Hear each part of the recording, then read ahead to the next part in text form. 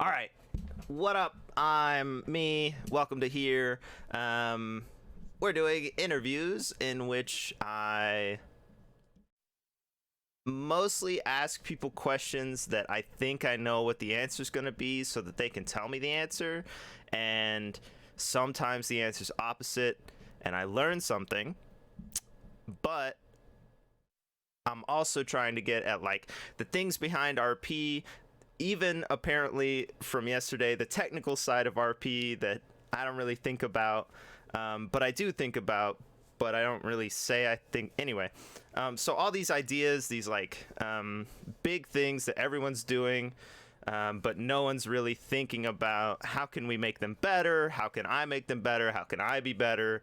And also to give other people who don't have a platform the platform to say some junk. So, yeah. Welcome to the platform. Big mistake. Nope. Nope. It's going to be great. Why'd you put me on Learn Something Friday? You're not going to learn anything. Oh, snap. It's Learn Something Friday. Let me ask you this. hmm Did you know that a group of Did you parrots know a is group of called a parrots is called a pandemonium? pandemonium? Ta-da! We learned. We learned something.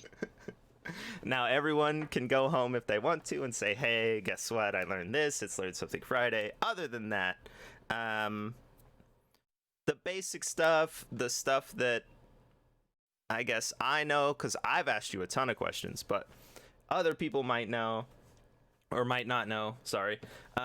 What? How did you create Korra, and how do you normally create characters? Oof. Um, so I mean, Korra specifically, this is the third character that I've played on the RPing. I've only RP'd on Atlas apart from Arc at the moment. Korra was, hey, I really miss RPing. Do you guys want to come RP with me? Let's make up something stupid and hey, we might stop playing in a week. So for like the 20 minutes while we were downloading mods and stuff, me and Ayana and Carlo were just like, the only premise we really had was we're going to be coal salesmen. We had a last name. We decided our names were going to begin with C. We were going to be kind of short. And from there, it was like, let's just roll with whatever we kind of, you decide for yourself or you push on each other. Like, uh, I don't think we even decided how old we were until one of us just decided, and it was like, let's just roll with it. So you decided like in Um, character how old people were or outside? in character, is this one Cora and I guess by extension Chloe and Cedric, but Cora was very unplanned. Like it just kind of this is a small basis for a character. She's at like a mid. I decided she was the middle child of the family, but like she's a middle child. She doesn't really have anything special about her. Let's just go and put her in the world and see what happens. I I would agree. I thought that Korra was a normal person. Um, Yeah. and I've met a ton of normal people characters. I like them. They're not the caricature that we've talked about in past interviews. They're just normal, even if they're not you, right? But Mm. Korra at the end is not a normal person. Like, why did you put in all this stuff into it over time? Um, it was weird. I was actually talking about this the other day, and there was a moment where she kind of changed a little bit. Um, Obviously, to start with, it was just like meeting people, getting to know people, made a bunch of friends, and then there was Chloe and Cedric. You know, her brother and sister fighting all the time, and she Oh, doesn't really want to get involved. And sorry, what? nope. I thought I crashed my computer by opening chat. Sorry, chat, but I didn't. So carry on. Sorry. Uh, yeah, like family drama. She doesn't really want to get involved with it. She's dealt with it her entire life, so she went off and started hanging out with Timothy. That kind of progressed, and it got to the point when Timothy proposed. Chloe was away with you guys with Pyro Bros, and at that point, Cora was just like, "Hey, I can be my own person. I don't have to be these people's sister. I can actually be me. And she started getting a little bit more angry about things and standing up for herself and her family and her friends. And then the letter incident happened after that. And I don't know, it felt like the right time for her to have some more to her, Hmm. because she felt like I felt like, okay, she does actually feel like her own person now. So back on the creation part, this is something that I I want to tell you I've never experienced, but I know I have. The idea of like we're in a couple different discords or whatever, and okay, I'll say this. No offense to anyone, but when someone in a very large Discord says, "Hey, I've got an idea for next season. Does anyone want to like talk about it?" And maybe join the group, that feels really weird to me. Like, Yeah, I get that some people do that, but I thrive on planning so little and just like having a small idea and going with it and seeing what happens. well, Because so if you plan here's too much and you try and like throw yourself into that world with such an idea of like, hey, this is what I want to do, when it doesn't work, it feels kind of, I don't know. I tried that once. We had huge plans and we were going to do this and this and this, and then the world wasn't really the right place for that. So yeah. I adapted and the other people didn't, and it was a weird situation. Well, so that wasn't really my point, but that is a good also point. The idea of how much investment is necessary for planning, which you and I definitely plan nothing, and but there are people who plan a lot and Mm, have all these answers, have all this backstory. Um, what's interesting actually is that Slick is a person who does that. He might not do it all the time, yeah. but the character that I feel so strongly about from Slick had a huge backstory, and I still don't know what it is. Um, but I know that it had a backstory. Anyway, unimportant. Um, I mean, I understand that some people do that and it works, some people do that and it doesn't. For me, it doesn't, or it hasn't worked. That doesn't mean I'm never gonna try and sort of come up with a more complex character, but I have thrived off of just taking a small idea and going with it. the other point I guess I will say that I was trying to make is when people say that in the large forum, it feels really strange to me because Yeah. like I don't know you, but when, for example, you and Ayana and Kalos say, "Hey, let's do something," like that's so natural because you already know each Mm. other. How do we I get from one to the other to where we can we can make these like acquaintances into these groups? You know what I mean? I have no idea. Obviously, in case anyone here doesn't know, Ayana's my mum, so I know her pretty well. But Carlo, we sort of I kind of know her joined. a little. I kind of know her a little bit. She just lives in the house, whatever. Um, Carlo, we he joined our company last season, and the three of us kind of stuck together and meshed quite well. So we were like, hey, I kind of want to carry on RPing. If you guys want to jump in and have a small company, that'd be cool. And exactly the same thing just happened with Azurica. He has joined us for ARC because we were all just like, hey, I kind of want to RP. You guys are cool. Do you want to come up with something random and just mess around with it? I'm like, yeah, sure. So it's, for me, it's kind of gone from barely knowing people, you spend a lot of time with them in RP, and then through hanging out together, you meet other people, and that group expands a little bit. So like there are other people I could go up to and be like, hey, you want to do something next season that completely unrelated to people I've already RP'd with? I don't know. It's a weird kind of progression that I don't fully understand, Hmm. Yeah, but I do get what so you mean. Like saying it in like a big forum, it feels kind of strange. Soggy Boys exists because Ewok and Gob came to me with two different ideas. I'm pretty sure the progression was Ewok said, "Hey, do you want to run like a restaurant, and that was because he and I were in a group at the end of a season together, and it obviously I don't want to just play with the same people all the time, but Yeah. 2 people, I mean, that's easy, you know. From there we can grow and do all sorts of junk. So we were like, yeah, let's run a restaurant. And then Gob said, hey, what if we do a biker gang on the seas? And I was like, I mean, I'll try it, I guess, because Osas had been around Boxster all the time, and you know, we knew each other, right? So Yeah. I, unbeknownst to either of them, I put both their ideas together, and then a month into the Dark Side season, they collided, and it was this like thing where Zvi didn't know he had joined a biker gang, but suddenly he was in it, and Osas had this front for his biker gang that he wasn't expecting when he rolled up, and like all this sort of crazy junk happened, right? But Yeah. like I'm down for that, you know? Yeah, it's like you guys spend time RPing with people, and I want to go out and meet other people, and you know that's how you find other people that you enjoy RPing with. But at the same time, you know, like a season ends, and you're like, oh, I kind of wish I could carry on with these people because they're pretty cool, and it gives you sort of a starting point for like next time. You feel a little bit less awkward, or I don't know. I always feel really awkward about the you've just landed at Freeport RP, and it makes me feel kind of cringy inside because I have no idea what to do. Like you've just landed and you have nothing, and you're like, okay, how do I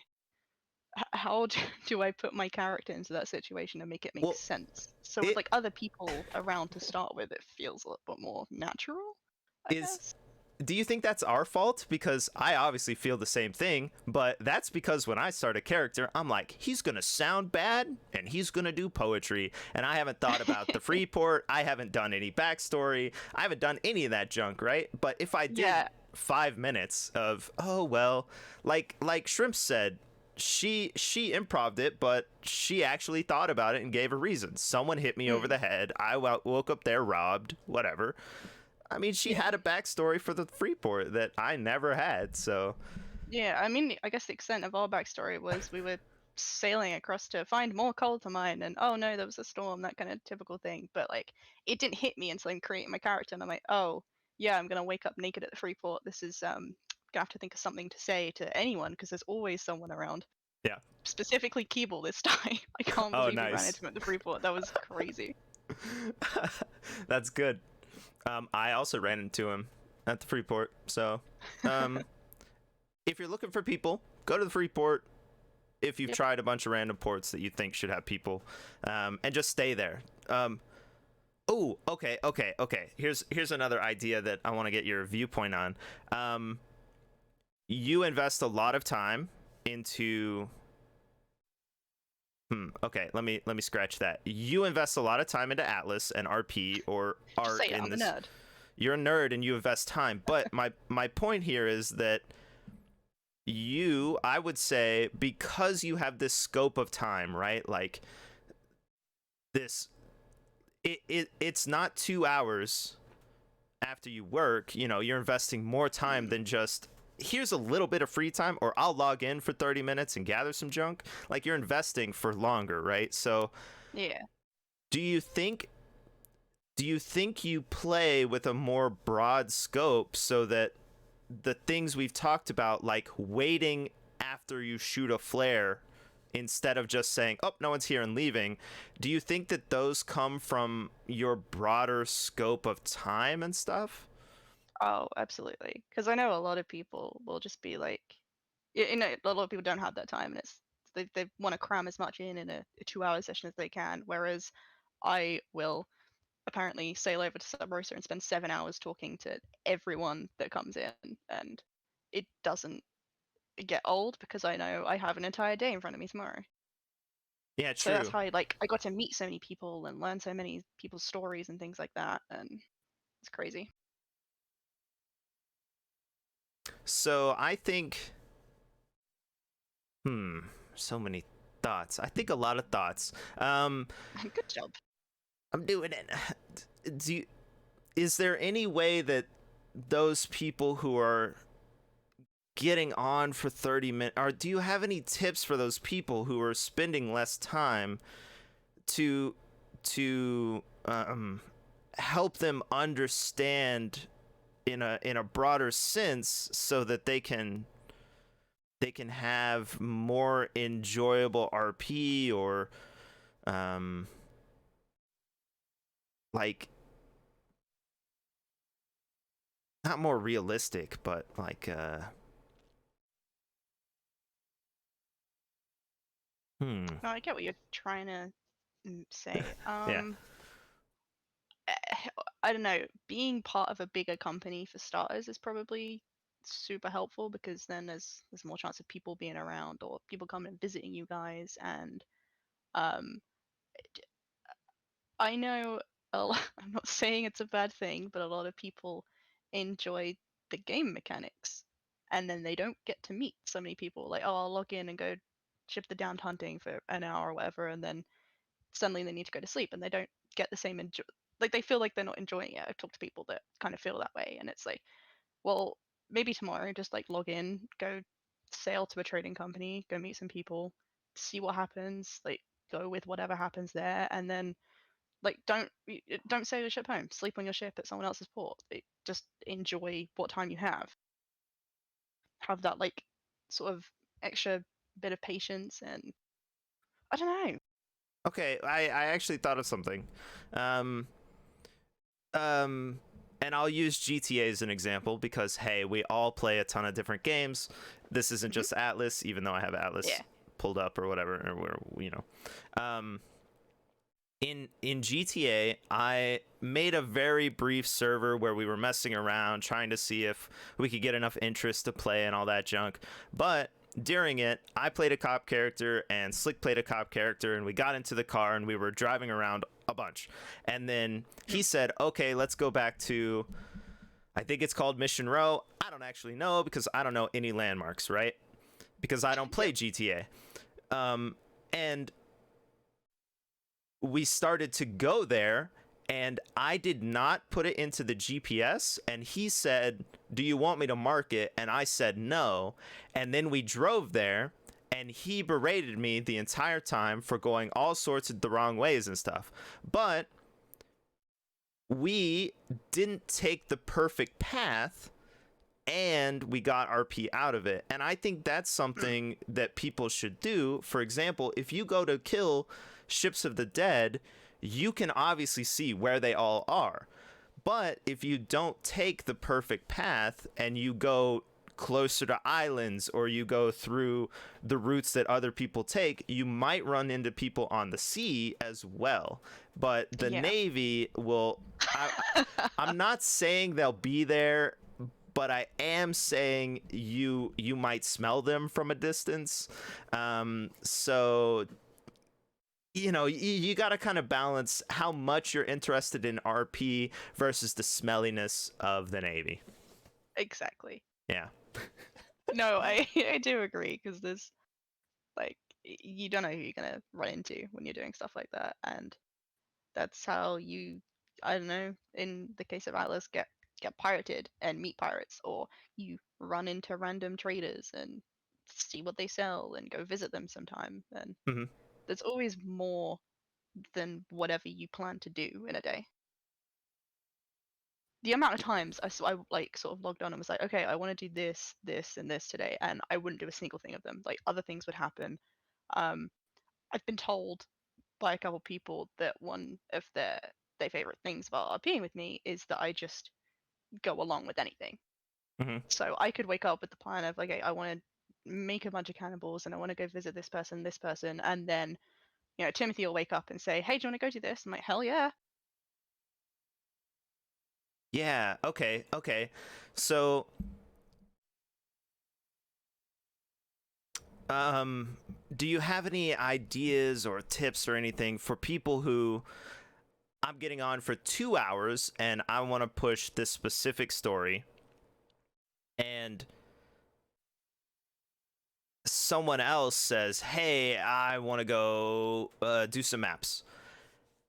Obviously, in your case, you're saying, yeah, I'll just do whatever. And you may put that story aside, but, you can always come back to it later. But let's Yeah. say you did want to do that story. Like, I mean, going along with what other people kind of suggest doesn't always mean saying yes to it. Mhm.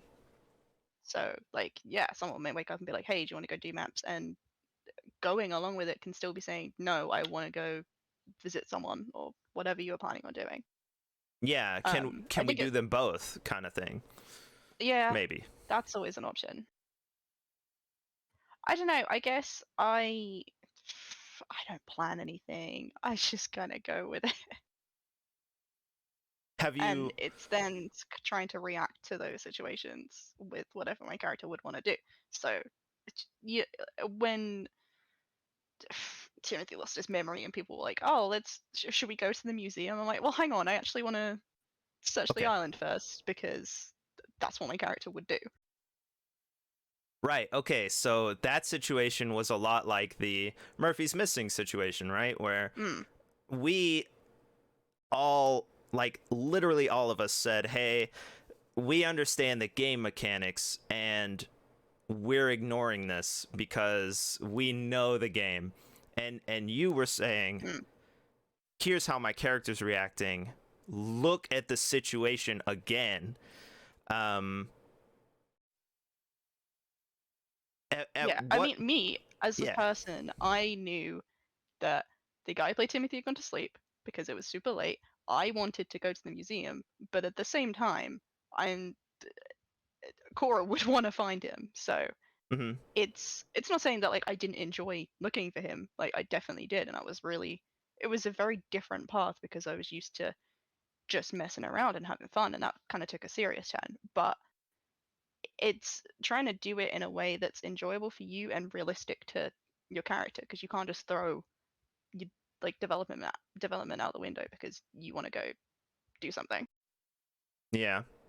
And even while you did it, you were obviously conscious of what we were planning and all that stuff. You Hmm. said it out loud in character, like, "I know that you want to go. I'll continue looking, but how do you think? How do you think we can step away from the game and look at things more like that situation where we could have just ignored it? He's definitely fine somewhere. He'll come back and we'll get the story. But we didn't need to. Like, there was a story there already. How do you think we step away from the game? Uh, I, I don't know. Um, I don't know. Okay. It just did it. I think it, at that point, honestly, I was really hungry, so I stepped away to get some food, and that's when I kind of thought about it for a minute, and I was like, okay, how would Cora react to this? And to be honest, her going and sitting and thinking for a little while was pretty pretty realistic. To be fair, like her Yeah. fiance's just disappeared and didn't remember who she was when he woke up, so she was kind of thinking about things. He's like, okay, I understand that all these people want to go do this thing and they've been trying to leave for ages, and I don't want to get in the way of that. But at the same time, she needs to find that person. Yeah. I that's also a good point. Slick, leave me alone. How So you're saying you had an IRL need, or you did something IRL, right? Hmm. Um and then came back and, like, it gave you time.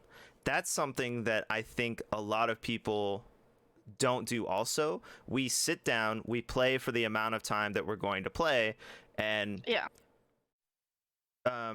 would even while things are going on, would you recommend that we take breaks? Not to pee, not to eat, not to do that junk, but like you feel like you're falling down a hill while you're RPing a lot of the time because, like, it's one thing and one thing and one thing and you're just reacting and reacting and reacting. But would it be better if occasionally we took a step away, thought about what we wanted and, stuff, and then came back and tried to do something amazing? I mean, I don't think that's always necessary, but there are certain points where it feels kind of natural. Like if you would dealing with something, and then someone else came along with dealing with something else, and then someone else came along and piled their problems on you, you would probably be like, okay, I just need to step away for like a minute. I'm just gonna go like grab a drink or something, and that it's that kind of like natural feeling of I need to go just think about things for a second.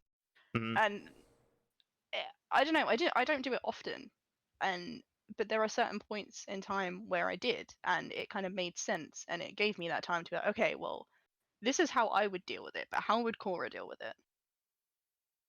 Yeah. I I got so much stuff. I so much stuff. But the thing that I forget is that I know you and your characters and your history a lot. You and I talk about RP a lot. You and I and the Soggy Boys argue about RP a lot. But so I forget that other people might not know, and your answers don't necessarily have context. So would you mind telling us like how you got into RP and sort of the situations you've played in beyond just Korra?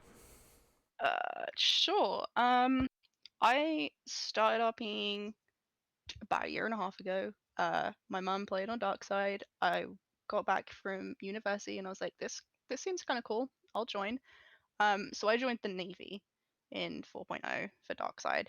Because I thought being around a bunch of people, I didn't have a clue what I was doing. If I surround myself with people who have a bit of an idea, I might be able to kind of draw from that and I don't know, learn how to do this. And it kind of came a little bit naturally, I guess, and I really enjoyed it. Um, then last year, my Navy character, I don't really know how to. I didn't put much planning into it. She came in as an absolute nobody and ended up being a killer bosun. She was an instructor as well, so it was actually yeah, that's why I became an instructor. I had really good interactions with the instructors when I first joined, and I was like, them teaching me how to RP, this is what I want to do. Even if I'm not great at it, this is what I want to do. So did that. Then another character I played, Scarlet, last season on GG. Um, it started out as it was quite heavily planned, and I was co-running a company with someone, and it didn't go great. Um, didn't enjoy that one as much, but I still had a lot of fun.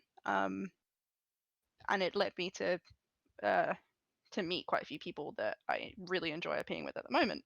Hmm. So we ran it used to be a mercenary and trading company, and then when the server wiped and we sort of came back with the same season, it was just us that wanted to carry on trading. Um, she was married at one point, but the the husband stopped looking in, so that got weird. But Hmm. that was a less enjoyable one for me, just because I don't know. Like I said, like heavily planning things didn't work out for me. It wasn't disheartening for me, but it was disheartening for other people around me, and I don't like people feeling like that. Yeah, I got you. So we then just threw up this random idea for the Caldecots and went with it. Yeah. So let I me. like to play people that get to meet lots of people. That was one thing I didn't enjoy about being in the Navy, because the entire time that I was in the Navy, it was great fun, but we were at war, so I never really got to do that whole stop at random ports, meet people kind of thing. Let me tell you, I guess, and everyone else, I've never played in the Navy. I'm bad mouthing the Navy just so Wow. that you can force me to come up with an improv idea on the fly. It has nothing to do with the Navy. So, You're a um, doctor who's also a horse. go. Um, Also Yay. affected by a heat wave, please. Well, okay, so that was a different situation, but um, um, even in what you just said, I have so many like thoughts because here's the thing. You just said a year and a half ago I started. Yeah. And to us, like you're legend in GG, and I bite this amazing person says these people are great. Like you have credence from all He these doesn't different, know what he's talking about. but you have like this this effect where people think you're amazing and all that stuff, and other, like, you say, oh well, I've only been doing it for so long, and it might just be innate ability, it might be whatever, but I think there are things that you're doing and we can't tell, but if we did them too, you know, they're like good practices, and Sure. there's a ton of them, like small things, that I didn't write the questions down because I knew I didn't need to, but I keep thinking of things that I want to ask. So you have this character Scarlet, you have this character Cora, you have someone I don't think that you named on the Navy. I can't remember her actual name, but everyone called her Uppity because Hold no up. one remembered her last name, and she responded when she was a cadet. She responded to Matilda. Cadet Uppity. Oh yeah, the arc one. Yeah. Hey, if you mouse over or like click on people's names in Discord and you're in multiple servers with them, you can see their character names if they have them set up. So heads up. Anyway, I think one of the big things that you're doing, and one of the big things that iBite said also, is this insane separation that you have from your characters. Like, you almost never say I did this or I'm doing this or whatever. It's always Cora did this junk and Cora's doing this and Cora's going here. Do you have any like Yeah. thoughts and about separation? How can we do it? See, I have these characters, and obviously they have elements of me. Like they're not. I'm not gonna say they're hugely different characters to myself. They're not super similar, but they're not like really out there characters because, like I said, I've only been doing this like a year and a half. I'm still kind of getting used to the whole idea, but I the reason I didn't enjoy Scarlet as much as I have other characters is because there was less separation. There was some out of character absolute drama going on at the time, and it made it so much less enjoyable because I couldn't separate completely. So I think keeping in mind that idea of I would do this, but my character would take this different path, it helps sort of keep that in mind that like okay, this isn't me, and it's a lot more enjoyable when you just remember that. I don't know how to put that. That was weird. No, yeah, I Um, got you. It because then you can kind of just like roll with other stuff that doesn't totally make sense because this isn't me. This is my character, and I want to have fun with it. okay. Let's say we can't do that, or I'll just use Mhm. myself as an example. I don't think I can do that, right? And here's why. When when I create a character, Pierre, gay waiter, gay French waiter. I'm not French. I don't even know how to do a French Wait, accent. what? Surprise. Not French? It's a different voice, right? It's all of this different stuff. I don't care about motorcycle. Well, I like motorcycle. Anyway, unimportant. Like, I don't care about the biker culture or whatever necessarily. It's not me. I'm a nerd. So there's all these points that aren't me, right? But because I didn't necessarily put a lot of effort into creating the character, when someone hits me with some like super improv really fast, all I can think is like I don't have a set of options for Pierre and a set of options for me because I didn't plan that much, so I only have me options, right? So my response is me, and then my character starts blending closer and closer and closer. So would you suggest that maybe if we can't separate as much, would you recommend that we try planning more and like thinking about scenarios more and stuff, even though it's boring and it sucks?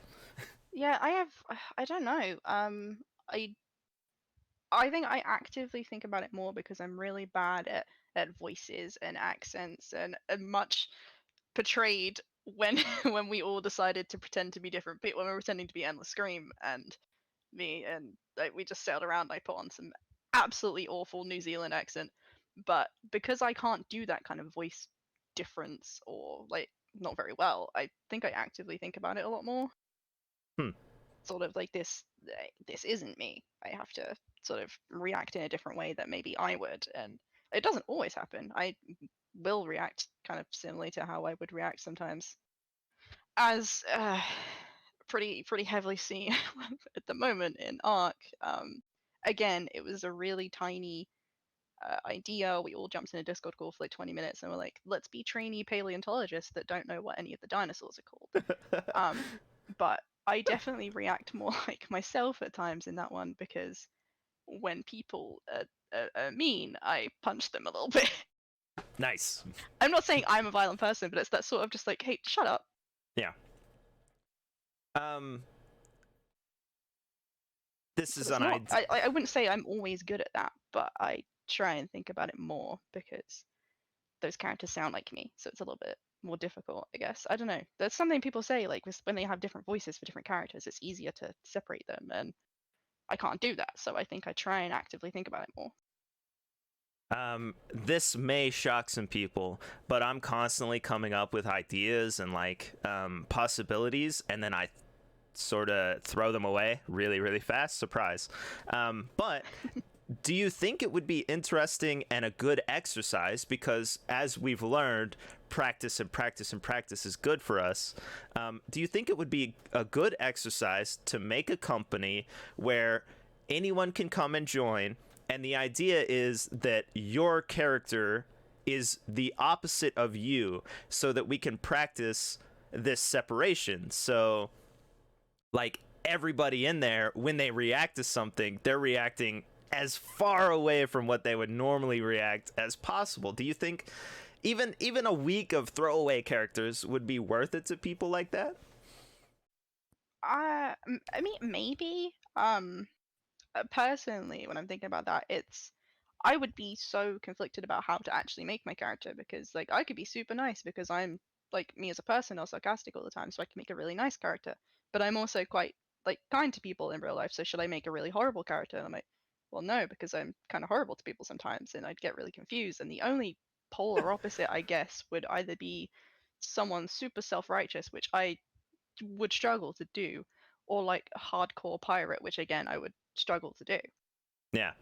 Yeah. It could be useful, but it might be really difficult to actually make a character that's complete polar opposite of you, because people are pretty complex. True. Good. I'm glad I can throw that one away immediately, because I didn't want to do it anyway. Suckers. But yeah, okay, that's a good point too. Like,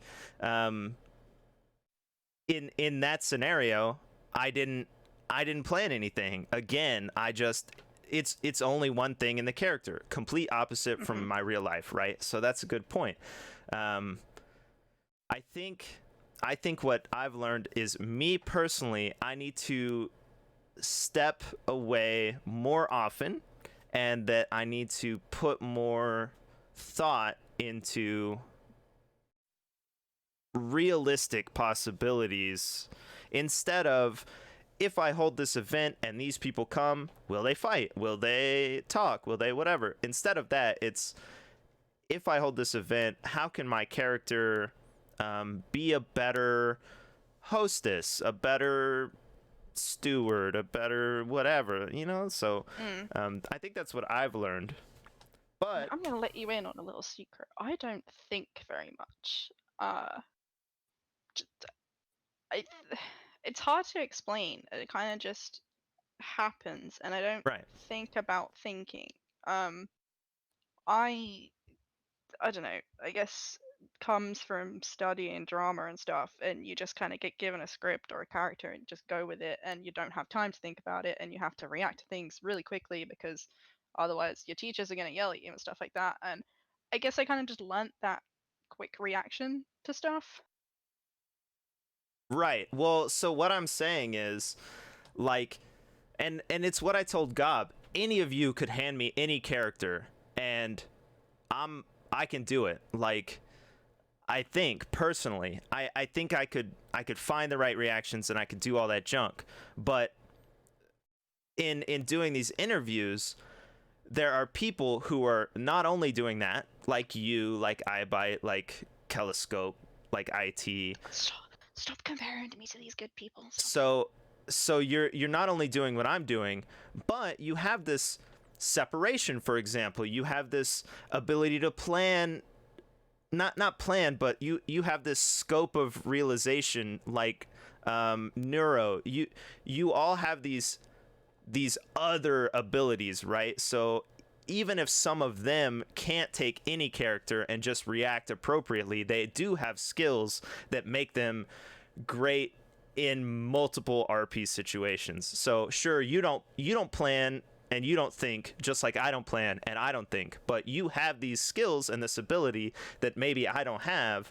And if we could just give everyone all of our abilities, well then imagine all the imagine 19 literal Smurfs rolling up and doing all sorts of Smurf junk, and like they're all small and blue, but nobody's worried about meta, and like nobody cares about pirate junk, and like it would be crazy. So that's all I'm saying. Like for me personally, if I step back and I think more about stuff, maybe it would get me closer to approximating what you're doing naturally, I Yeah. I think you need to give yourself more credit than you actually give yourself, because. Of course. I But know. then again, I'm apparently been told I'm guilty of that too. So Yeah. Of course, because we don't see the like when we have a great RP interaction, I think you're great, you think I'm great, but we're just doing the stuff that we're doing. Like it's not necessarily hard or whatever, but it would be hard to other people. And that's again the same thought, like if we both swapped and had each other's abilities as well, our RP interactions would be even better and more interesting, and other people could just walk by and go, what the heck just happened? That was amazing. And we're just like, we're doing our junk, whatever. yeah. I think I'm. Oh, go ahead. I was just gonna say, like sort of going off of that, and other people kind of coming past and being like, "Oh my god, that was really amazing." I will never be able to understand or get over how mad people get when I say Cora was boring. Like, she was so basic. Like, she was just a person, and I don't really. I When people ask like, "Oh, how did you get into this?" I have no idea how she got involved in so many different stories and pissed off as many people as she did and met as many people as she did. I don't know how it happened. It just did. And she was so normal, and I don't really know how I well, people tell me that I affected so many people, and I never really get that. Yeah. And that's actually the same thing I said to Shrimps. Like, what happened? How did you get involved in all this stuff? But No idea. I think that goes off the whole talking to as many people as I did, and going along with what other people say and do. yeah, that's also something maybe we could tell people to try. So the idea of going along with whatever, if you think your character's boring and you've been a trader for a month and you're like, nobody really cares about my character unless they're getting Ironwood, and they roll up, they do some Ironwood RP junk, and then, they leave, right? Okay, that's fine. You can play your character that way. You're super important. We value you. Don't think that's not true. But if someone rolls up and says, hey, I need the Ironwood, whatever, we're going to sail back and then fight some ships of the dead, your trader doesn't do that. So if you invite the trader to come with you you give Hmm. them another opportunity to grow their character, right? Yeah, that is.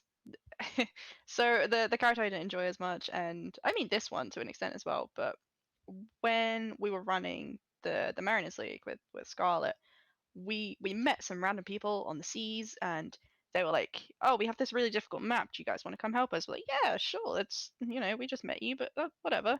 Um, the the server then ended up crashing, and we rolled back like 10 minutes. So we reenacted our entire meeting, which at the first time had everyone in hysterics anyway. The second time was so much worse. Did the map again, and we were kind of just standing on the island, like, you guys are only 3, 4 people. Do you want to come over like on Saturday? We'll just go visit a bunch of islands, do some maps and stuff while we're out there. So we had a reason to go out, but we essentially facilitated this adventure. And I think that's really useful for people who don't get to go do things that their character wouldn't normally do. Like, for instance, Cora would never go to the Nope Island. She would never go hunt a Hydra. She'd never go hunt a Kraken. But if she was invited with a bunch of people who knew what they were doing, she would probably go. Yep. Yeah. I think I think that there are a lot of characters, and I'm calling them progression characters or progress. Yeah, progression. I don't know that like Mm.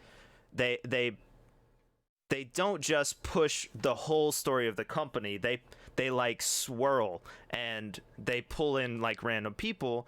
And there's this guy, I can't remember his name, and I asked Shrimps in DM just now, but he he was always saying to everyone, hey, come do maps with us, whatever, let's go look at this island, let's go do whatever on Darkside. And I can't remember his name, um, and I mentioned him in a previous interview, but Boxer never did maps, and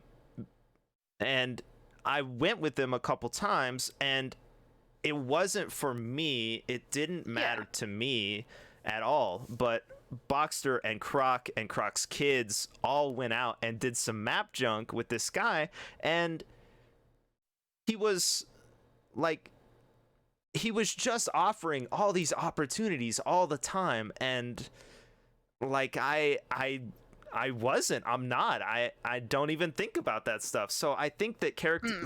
like if you have that in you to like pull people and like do that stuff, continue doing it to people that you think are gonna say no, I guess, is what I'm trying to get at. Yeah. But again, like even saying no to that kind of thing, it's you've had a conversation, you've met the person, you're learning about the kind of person that they True. are. And also, side point, you, Mister, I don't know how to separate. Like you just said, you yourself don't really care about maps. I don't care about maps personally, but like my character likes adventuring. You went along with Boxer and other people that made sense for your character. So you did make that decision with that separation that you kind of don't think that you have. So I think you should give yourself more credit for it. I'll allow you to make that point. However, if the VOD still existed, I was actively bored the whole time, and I did Yeah. not participate in the same Yeah. way that we went and did maps with Pirate Bros once or twice. I didn't even Mm. hit any dead junk. I just like rolled up on the island. I didn't care. I got up and went AFK, right? But they gave me that opportunity, and I think that's the Yeah. valuable part. I didn't take the opportunity. I didn't learn to fight. I didn't ask them, how should I fight, the dead? What should I use? Any of that junk, but I could have. And I think Yeah. that I guess that. that's important. And again, I you got to weigh up your own enjoyment of it anyway, because you're playing a game to have fun. Like you're on an RP server, you want to enjoy it. So if you're not going to enjoy something, don't do it. Like there's no point in it. But at the same time, if you're given that kind of opportunity and you think, hey, this could be interesting if I play it this way, then like honestly, like why not? Yeah, I know. I don't know. Again, I'm just that sort of person that's like, someone rolls up and say, "Hey, do you want to go do this thing?" I'm like, "Yeah, sure." Like, it's the reason why we, like, 4 of us jumped on Roman's sloop and chased down like 3 or 4 ships in our grid that sailed past and didn't stop at at our port because why not? Let's go meet them. They almost came in and then sailed away, and one of them was the Navy, and that gave Cora more reason to dislike them and stuff like that. So if I Yeah. hadn't taken that opportunity of like, hey, do you want to just hunt them down? And we had our like red and blue flashy lights. Like, if I hadn't taken that, that could have been very different. I I think I think that in these interviews and everything that I'm talking about these grand adventures, and you are too, at the same time that I'm saying like your very basic citizen kind of person is super valuable to me, and I feel like I'm creating this, like what I'm saying has two different realities. And I'd like to point out that uh, a a chef going out and doing a map has the opportunity to be way more interesting to me than, going out and doing piracy, because there's all this opportunity for the chef to say, how do I use my butcher knife on these guys? And like if you really get into it and throw yourself into it, it's so good, and it's so interesting to see that fish out of water stuff.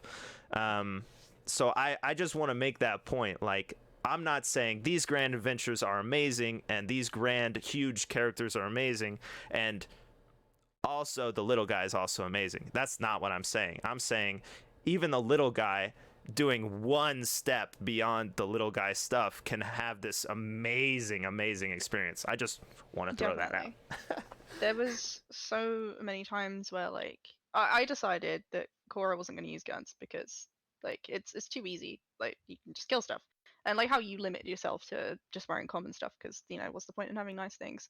I decided she's just going to kill things with knives, and the amount of times other people around her were like, "Oh, do you want this thing? Do you want this? Like this would be easier to kill things with." She's like, "No, I'm good." Like she learned how to use a gun. Like the Arlingtons taught her how to use them, but she as a person is like, no, I want to throw knives at stuff. I want to throw grenades. And so she had that learning experience, but she was still her, if Yeah. that makes sense. Yeah. Of course. I've definitely talked to people about the limitations we put on each other or on our characters. Those are like super huge, and like they allow you to build your character in wild ways. And Yeah. I love limiting characters in really random ways as well. The uniqueness there makes your character more identifiable, and we talked about that too. Like, if everyone's wearing a rifle, right, and or a bunch of pistols, you not having them makes it easier to tell your character apart from them, right? The limitations, the actions you take, like if we had watched two people kill a giraffe from the dock and they were way inland, I could tell your character from the other character because one of them's going to shoot a gun and Cora's going to be like holding a knife for a while and then launch the knife a couple of times, right? Like, you're just it's obviously you because of the limitation in addition to all the other stuff. But something completely different that I want to ask you about.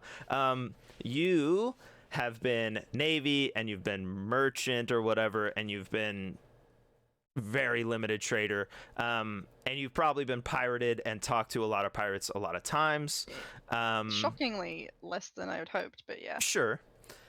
Getting away from the dumb pirating, which I'm more and more thinking I don't like, where the pirates all get on and buy flares and like don't steal that much. Not that stuff, but how do you think legitimate piracy should go, and what are some tips for the actual pirates from your side? Well, I guess, like you said, you have the dumb pirates that are so enjoyable in their own right because I don't know. It's the same way that like not every Navy man should be really good at being a Navy man. You've got super terrible people that don't even know how to shoot a gun, and that's fun in their own way. In the same way that pirates who are really bad at pirating are so interesting to interact with.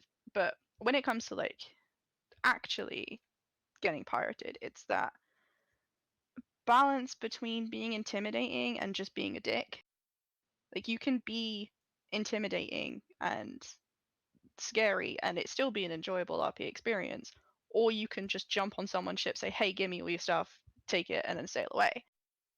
Both in their own right could be intimidating if you like pointed a gun at you, but there is a definite difference between that being enjoyable and it just being kind of miserable for everyone involved. Like the pirates aren't getting anything out of it apart from stuff that doesn't really matter in the whole scope of things.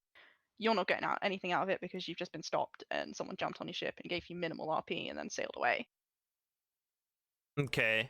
So I think I don't know, because you have those hardcore pirates that want to take your stuff, but I think for it to still feel enjoyable for people, because that's ultimately what everyone wants anyway, it doesn't mean that they don't have to take anything, but for them to, I don't know, make an effort, like try and find out things about your character in a whole, like, oh, okay, well, if they're, they just said they're a trader, so maybe they're carrying a bunch of gold, like maybe we should ask them about that, and still learning about people in ways that's beneficial to their character and things like that. Okay. Um I've had several interactions that people call back over and over again.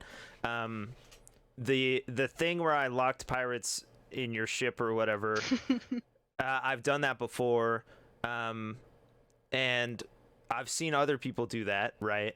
And also there was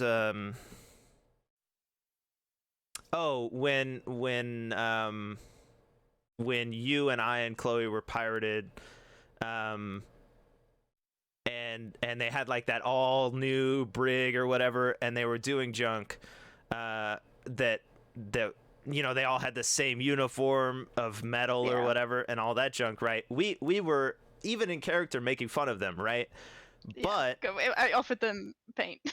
yeah, so in all those situations where people tell me, "Oh, that was really funny, that was really great," me as a person, I'm blind. Like I can't see anything. I there's no separation ever, and I'm incredibly mad and ready to kill them at all times, no matter what. Like I can't, as soon as I'm red flared and stopped, I'm blind and I can't even think. So I would like to know how to not only separate, which obviously I have to do, but like how do you how could we have helped those new pirates, as the little person without meta blaming and meta shaming and like all that RP shaming or whatever it's called? How could we have helped them, do you think? Well, I think in that situation uh, they, I'm gonna like kind of jump back to your last question Sure. and then come back in here. And the piracy interactions are not solely on the pirates. Like you as a civilian being stopped or like whatever you are, navy, whatever, you have to provide your end too. Because if you're super just like either non-compliant or and mouthing off, like that's going to go to one extreme, or you just don't say anything and it's going to be kind of awkward for everyone involved. So that the interaction for it to be enjoyable has to kind of come from both sides. And I think that specific one that you were talking about and how we could have helped them, we were quite chatty. We were answering their questions. We were kind of finding out stuff about them, and I think that that's important. Um, Even the little sort of, oh, do you want me to paint your ship kind of jokes and stuff, it went down well because they were a little bit jokey too. So you've got to kind of read read the room, as it were. If they were pointing guns at us, I would have reacted completely differently. So I guess I don't know, in ways of helping them, it's you don't want to offer help because that seems really patronizing. So I Right. guess it's getting to know who you're dealing with before you make decisions like that. I don't know. I thought of this idea, in the past. Do you think we would make better civilians if we had played aggressive pirates beforehand? No idea, honestly. Okay. Okay. Well, let's move to um do you think I would be a better coal merchant if I in my whole life beyond Pete had ever tried to mine coal and sell it? I mean, if you, Sorry, my bad. Would I be a better customer to you as an RPer and character in junk if I had done that in the past? I don't know. I guess I honestly don't know, because that kind of thing was really interesting, and you could tell the difference between the kind of people you're dealing with, because you've got people like when Seamus and Murphy came and visited the museum, and they were like, "Oh, this is my favorite kind. I've learned so much here. This is my new favorite kind of coal." And you've got other people that are just like, "I could put wood in a kiln. I don't need to buy coal." And I don't know that you I guess if you had played a similar kind of character, it would kind of help you understand what was fun or enjoyable for you to deal with from either pirates or other people coming and shopping there. But I don't think it's necessary, particularly if you're willing to kind of bounce ideas off of whoever you're RPing with in the situation. You know, if I turn around and went, "Oh, graphite's my favorite kind of coal," um, because that was Cora's favorite kind of coal. It made other people say, "Hey, well, this is my favorite kind of one," or, "Oh, can you tell me why that's your favorite kind?" And you did that as well. Like, you asked those kind of questions that a lot of people would be like, "Well, why do I want to know what your favorite kind of coal is?" Like, coal's coal. So, I it would help, but it's not necessary. Okay. So, hmm. Oh, Uh, Pete, fuck Pete. Pete's dead. Pete, disgusting. We left the company to cousin Pete, and it's gonna go under. Damn it. Oh, perfect. It doesn't matter. I've got a castle now. I think I don't know. I'll try it, I guess. And I've said that I want to try being a breeder so that I understand the investment in animals, or be a crafter so that I understand the investment in crafting type junk.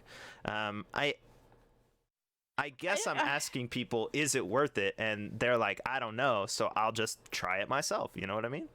I mean, I have utmost respect for people like breeders and crafters, because I've been in a company with them and got to know them really well. Like, I understand the frustration of the parrot breeding because I watched Chloe do it constantly, and I understand the whole elements between crafting, because Callow's last character was a crafter, and I spent a Mm-hmm. lot of time talking to him about things, and he like talked me through how things work, because I like asking questions about things I don't understand, like within RP. So I don't know that you yourself need to experience all of those firsthand, but maybe being a little more interested in understanding how things work from other characters could be kind of fun. Yeah, that's true. I always forget that I was at one point sort of like that. In I was in a company called Cornucopia back in the day. Me, Shrimps, I want to say Faust, and whatever Stanley's player's name was. But Stanley was this was our breeder, and I didn't care about breeding. You know, he had this standard barn that everybody does. I don't care about any of that junk.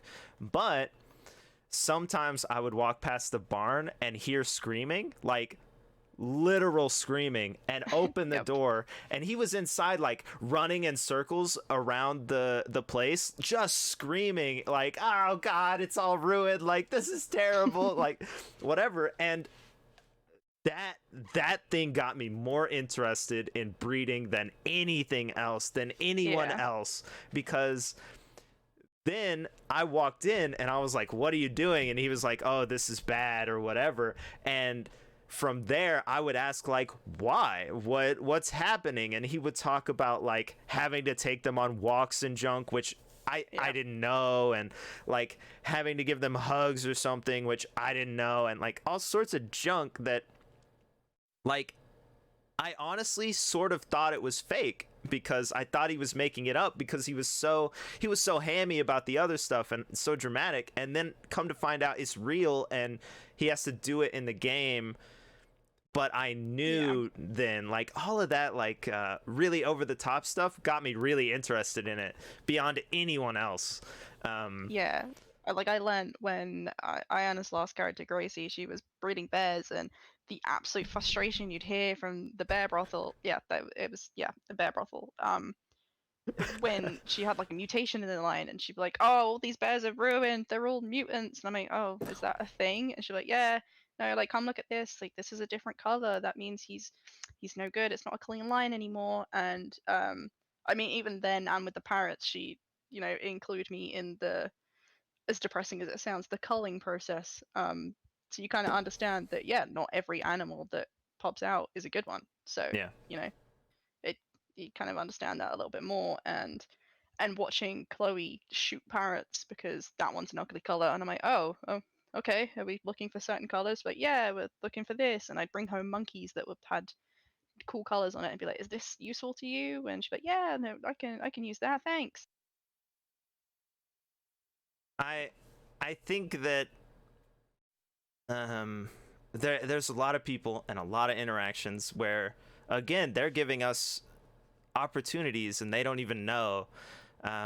This idea of like giving characters opportunities, just saying some junk, can help them, and get the other character involved even, and all of that. Or again, saying, do you want to help me with the culling process? Do you want to help me make it more exciting? Because they've done it a bunch of times, they're really bored. So when you say, yeah, let's get in there, let's wreck some monkeys up with some grenades, like, you're helping them too, even if you don't care about it. You can completely change someone's character as well, or give them a whole new thing. Like when Timothy first came to stay with us when he was on vacation from the Arlingtons, he was just like, I don't want to do anything. Although it was the same day that Chloe ran away, so he was just like, what do you do when you're upset? And I was like, I go and mine coal. And then that got him interested in the whole manual labor thing, which was weird because he's Lord Timothy, he doesn't do this, he has people for this. Yeah. And we got home and he was like, well, what do you do with the coal now? And I'm like, I go and get some flint from outside and then I turn it into gunpowder. And he was like, okay, should we do that? And from that point on, any time he was visiting, I had the doors and the mortar and pestles pin locked in case he decided to come by, because he was addicted to making gunpowder. Like he found something that was fun, that related to my character, and like that sort of drew them closer, like you do when you're in a relationship with someone. You find those common grounds or whatever, and it changed him. Like he would do more stuff because Cora was happy when he did that. He wasn't addicted to Cora, it was definitely the gunpowder. He only married her for the gunpowder. So there's a lot of people. Actually, all right. So I'm gonna ask you this question, and then I think I have an answer to another question. Let's see. Let's look here. Let's see. Oh, she doesn't know. Okay. No, it was just the gunpowder. He only loved the gunpowder. So I'm gonna ask you this question, and I'm still gonna be able to hear you, but I'm going AFK real quickish. So heads up. Sorry.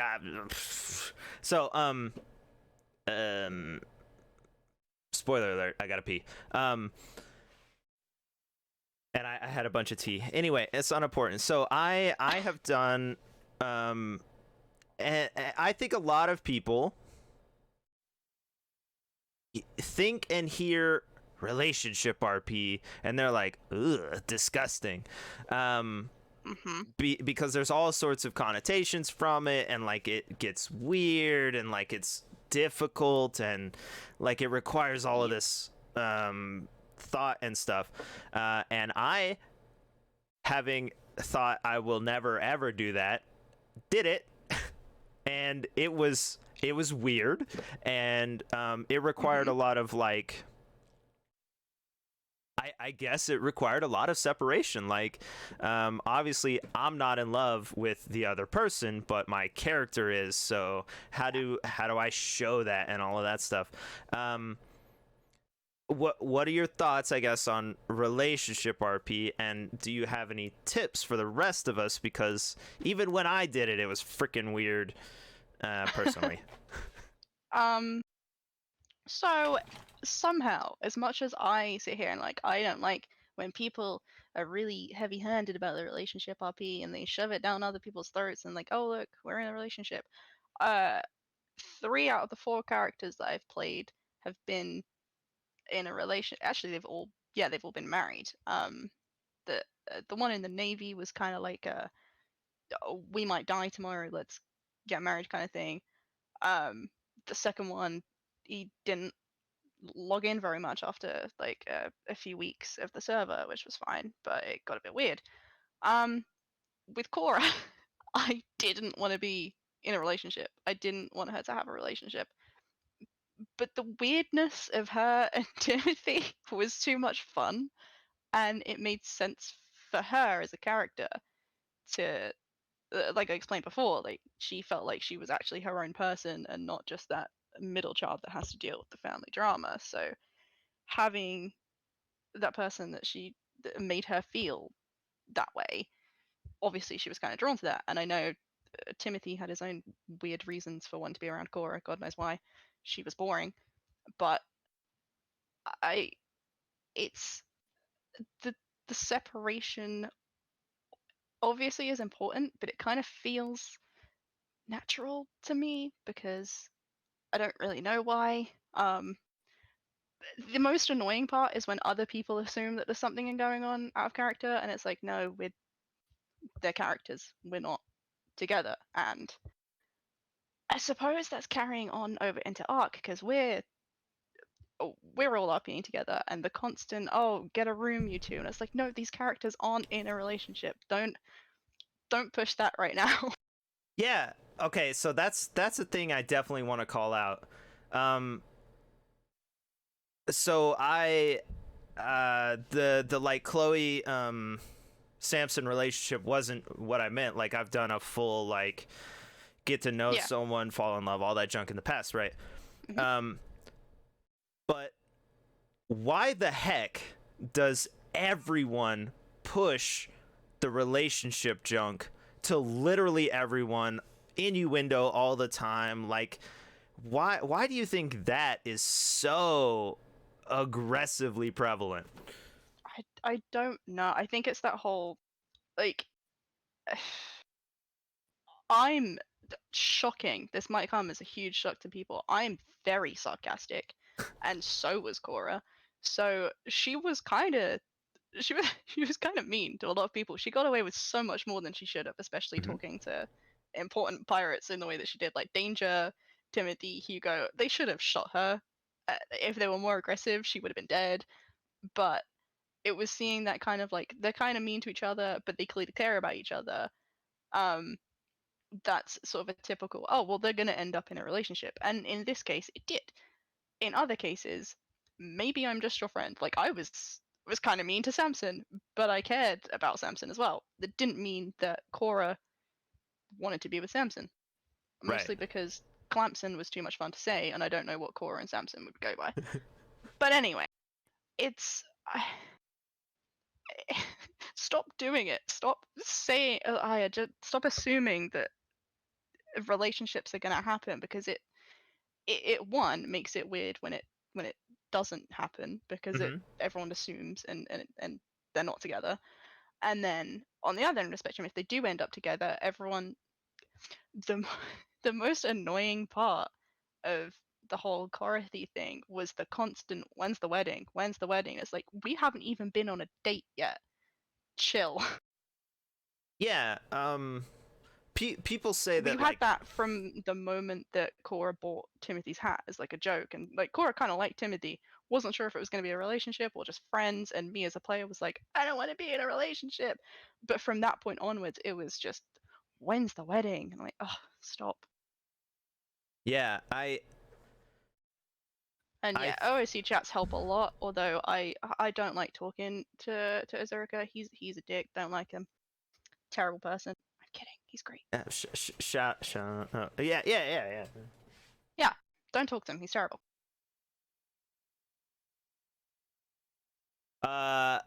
Just a friendly reminder, Wow.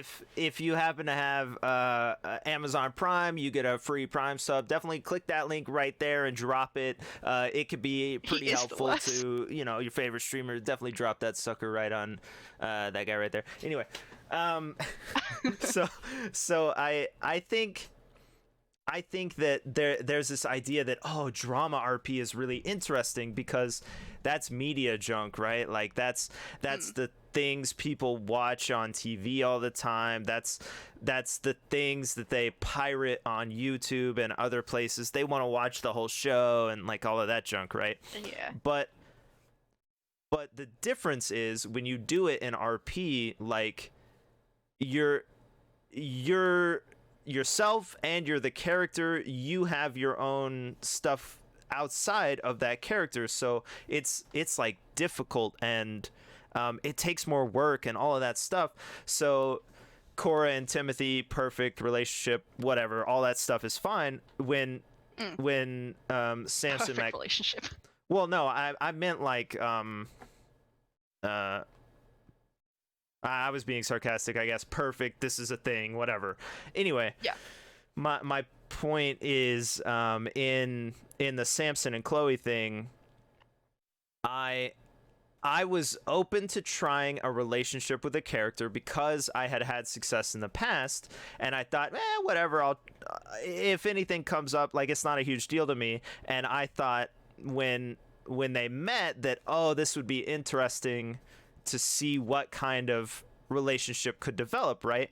And then all these people were like, oh, you're on a date, oh, when's the wedding? Like we heard that a couple times, not as much as you guys, but as soon as people started pushing it, I was like, I'm gonna ruin everything you think, and I'm not going to do what you expect, because it's more realistic to just hang out and enjoy time together. And what you're doing is wrong. Like, you would never go up to some people that you meet once a week and say, hey, would you get married, whatever. You wouldn't do that junk. So as soon as I realized that's what people were going to do, I wanted to show a more realistic progression of we hang out, then maybe we go on a date, then everybody's sort of unsure what's going on, even those two. Like that's more realistic, and I think that's what people should move towards. Like don't do this whole pressure relationship junk. We don't even like that. Yeah.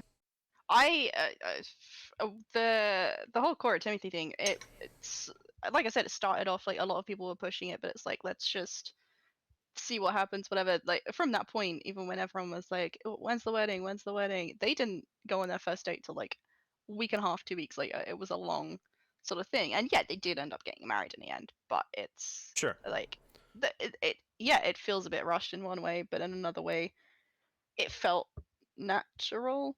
If that makes sense. And yes, we even named their kids. I know I made the date jokes about Clamson, and it will only be referred to as Clamson from this point on.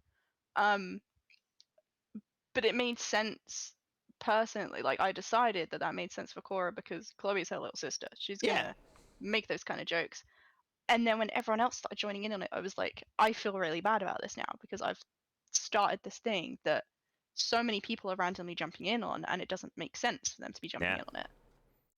Yeah, it's I made the comparison yesterday to like when you do ladies night, there's so much and so much effort and all that stuff that you sort of all blend out of RP into a more, this is a an event, and we can't just do RRP. Mm. The idea of a relationship, to me, in character, has so much behind it, and so many potentialities for like really negative emotions and stuff by the characters and everything, that people around it are starting to lose their RP, like, Mm. and they're doing their own ideas and stuff, and it's it's like weird to I see think people do that. Yeah. I think like just like reading chat and stuff, like how do you do it well? I feel awkward doing it, but if it if that's what you decide that your character is doing and what the other character is doing, and like I don't know, maybe chat about it out of character. But me and Az didn't talk about it for a long time. Like when they were almost getting married, we didn't talk about like anything out of character. But it's, I guess, just find out what felt normal and fine for you to do, because yeah, it's incredibly awkward, and it's so much more awkward when other people are around. When we went on that seahorse date, and that was like the first time we'd spent a really long time together alone, that was so much less awkward than with a bunch Yeah. of people around, because there was no pressure. We could just like talk and get to know each other, and that was really important. Yeah. um what else was I going to say? I think one of my favorite things about that relationship, and why I enjoyed Cora so much and all of her story, was that it wasn't all happy. She caused drama, and I'll come to that in another time, because that's not sort of what we're talking about. Hmm. But she had that balance of being a derp, being funny, and making people laugh, and still going through a lot of stuff. And the reason that Cora and Timothy felt natural was because he was there when Chloe left, and he was going through his own thing, so they were kind of like healing together. And there was the whole, he's forgotten everything since he like made the like essentially from the start of the character and whatever. And it it wasn't all good. There was some bad in there, and there was some really really intense times. And there were like times where we would chat in Discord afterwards and be like, oh boy, that was painful. But for the characters, we were fine. Again, separation, very important. But the people that have these relationships and it's all good, and it's everyone, when they themselves make it a huge part of all their RP, as opposed to other people making it like a thing. Like I don't know how to explain it. Like me and Timothy wouldn't constantly be like, "Hey, look at us, we're getting married." It was other people asking about how things are going, how's the vacation, things like that. Yeah. I don't actually know if I've ever talked about this idea, um, at least in one of the interviews. But Boxster and Robin developed this relationship over time. Robin in the Navy, Boxster surprisingly a notorious pirate. Um, Yeah. so when I did it, for example, I Boxster was super new. I didn't know what I was doing the entire time, even if everyone else thought I did. And I that was one of the times when I recognized that I'm way too into Boxster. Like I'm deep in it. But Mm. this thing that I want to try cannot be deep in. Like it can't be. That's not fair to me or to another person, right? So that was one of the first times that I contacted someone out of character and I said, "Hey, can do I don't want to push anything on you. Do you mind if I try this?" And um she was like, "Yeah, sure." And then it was like a uh luckily we didn't have a ton of the pressure of other people, but it did happen occasionally. But Yeah. um it was this thing where like I chose to be incredibly out of character at least from the very beginning, so that the entire time I could think like, what will this look like for other people instead of what am I thinking? You know what I mean? So I think that Yeah. out of character communication, if you're worried about anything, definitely say something, like send a DM or whatever, because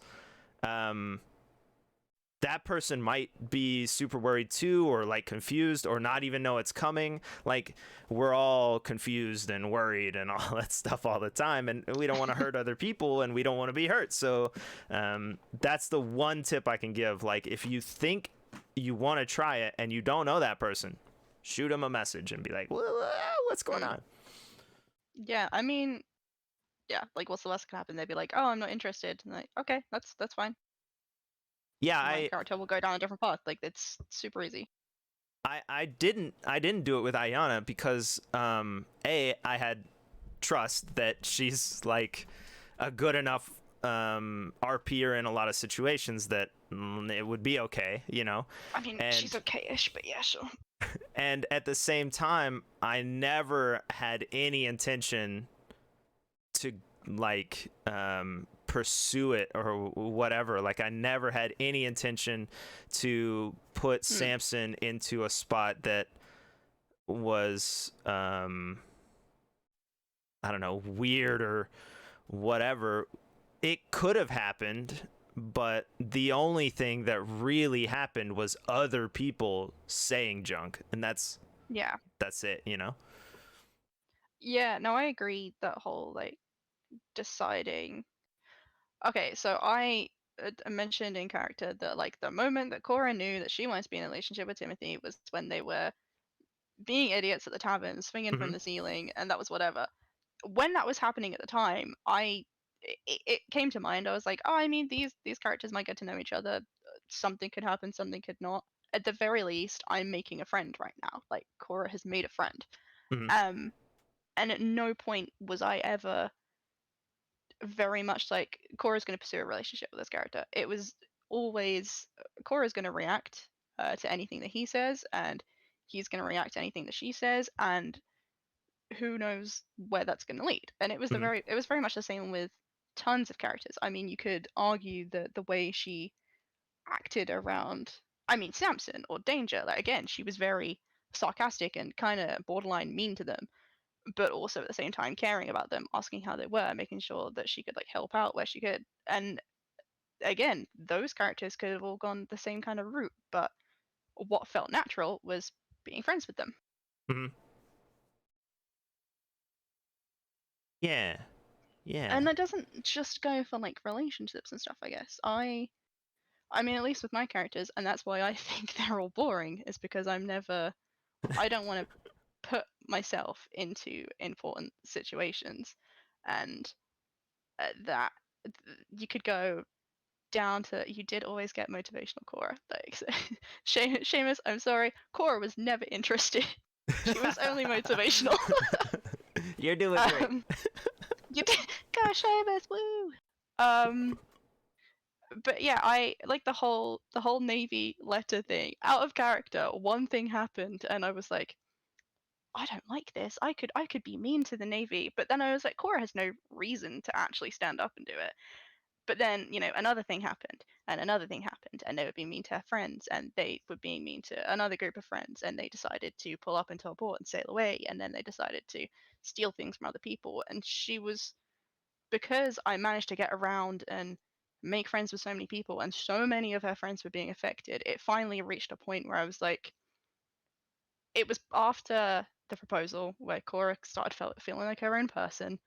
That's when I decided, okay, this is the time. Cora's gonna go off. She's gonna go mad. Wrote the letter, sent it. Whatever happened, happened. But at no point did I think that it was ever gonna be a big thing, Hmm. because I don't like pushing myself into situations that are like super important, because it doesn't feel natural to me. Hmm. Like if it happens, it happens. I didn't write that letter with the intent of this company is gonna become pirates and they're gonna want to kill my character. I didn't want to make my character important like that. It just happened. She was just angry. She just wrote a letter and sent some black dye. That was it.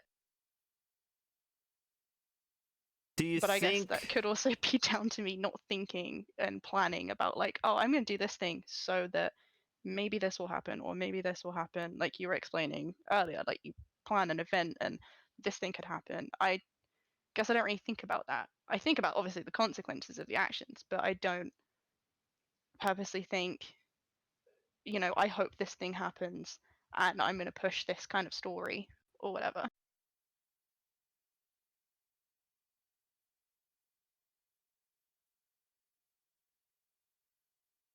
got it? I don't know. I don't No, think. I've talked about this. I don't think. I know, but you are definitely thinking. In my opinion, Maybe. um, yeah, I think so.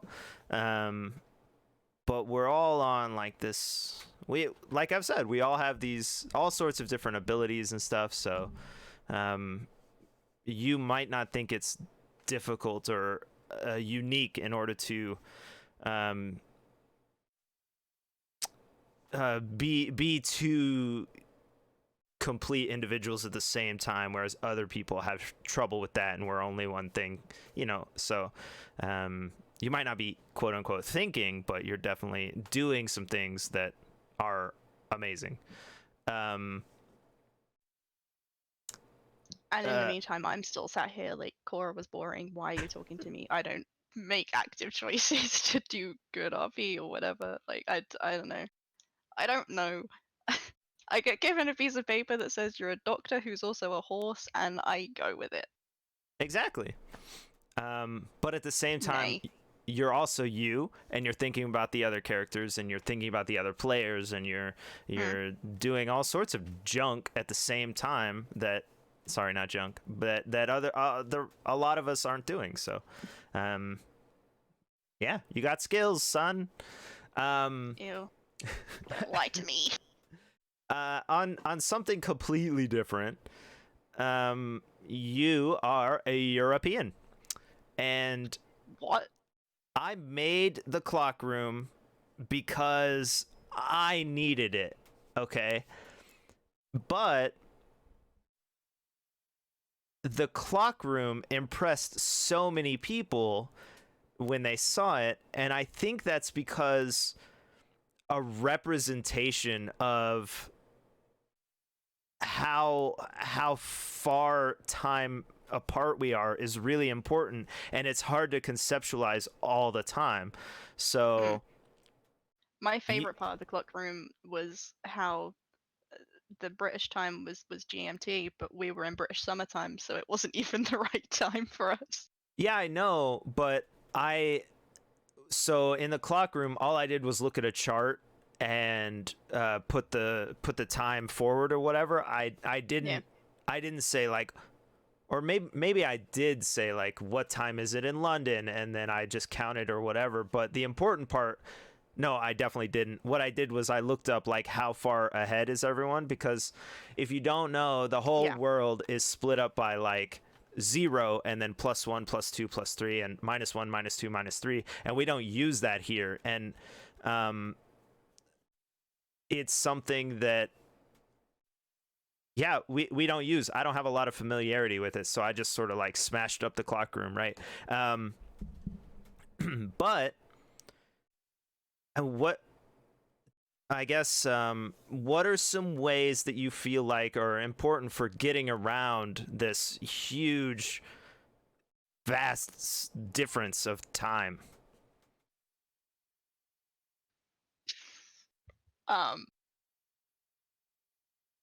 Don't look at the time, No. and then everything's okay.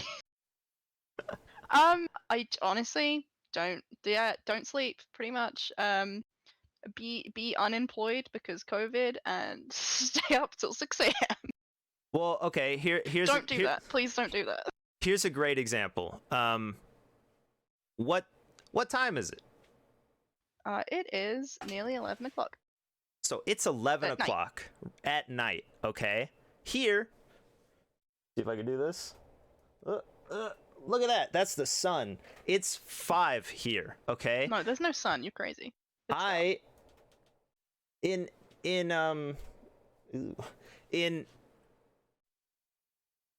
Shouldn't have done that. Anyway, in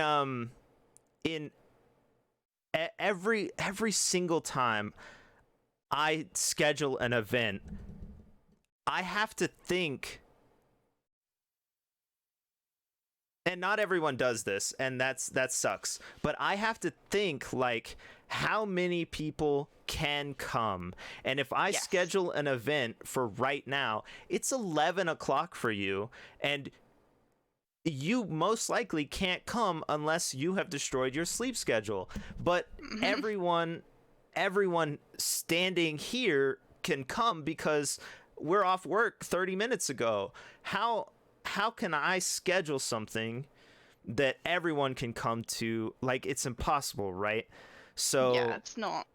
I mean, I guess your best bet is aiming for like those weekends, because mhm. at the end of the day, if that person decides this sounds like really fun and I want to go to it, even though it's super late, they kind of have more opportunity to, because a lot of people don't work weekends. A lot of people still do, obviously, but you're getting a bigger target, I guess. I think that, unfortunately, this is me answering my own question, but um this is one point where you must suspend RP in order to promote RP. For example, it doesn't make sense to sail somewhere the day before and park your ship at a pirate port in order to go to an event that will be the next day. But you must do that in order to attend. Like, suspend your RP, please, and come to the event, even if it doesn't necessarily make sense. And that's something we did at Red Dick's Backdoor Memorial Restaurant and Gift Shoppy. Yep. That was the name of our front. Anyway, so what we did was we created overnight parking just right next to the actual parking, and if someone was going to be there for a little bit, we would say, yes, please stay in the overnight parking, because we're here and we want you here too, so please use it if you need to. And I think people should build those places specifically, even though it makes your port a little longer and a little more headachy. That specific thing is really important to give people a place to come and stay where they're not in your way, but also so that they can interact with you. Yeah. No, I agree. Jade brings up a really good point. You can only have a sleep schedule if you sleep, so True. Just don't do it. True. Everyone struggles with sleep sometimes. Maybe sometimes too much or too little. Definitely me. But no. Yep. Surprise. But I think 2 to 6 p.m. on weekends must be dedicated to the EU players. Yes. Yes, because that time slot is the time where all of us exist at the same time, I guess, you know what I mean? Unless you have work on the weekends. But that's the peak time when everyone can play and interact with everyone else. What sucks about that, though, is that you've created this time in which everyone's out. And when you sail up to a port, no one's there because freaking no one's there because they're out trying to find someone else, you know? So even that makes things difficult. And I asked about the museum if their time slot thing actually worked, and they said yes, but occasionally it didn't. Do you think that people putting their times up on their port actually works?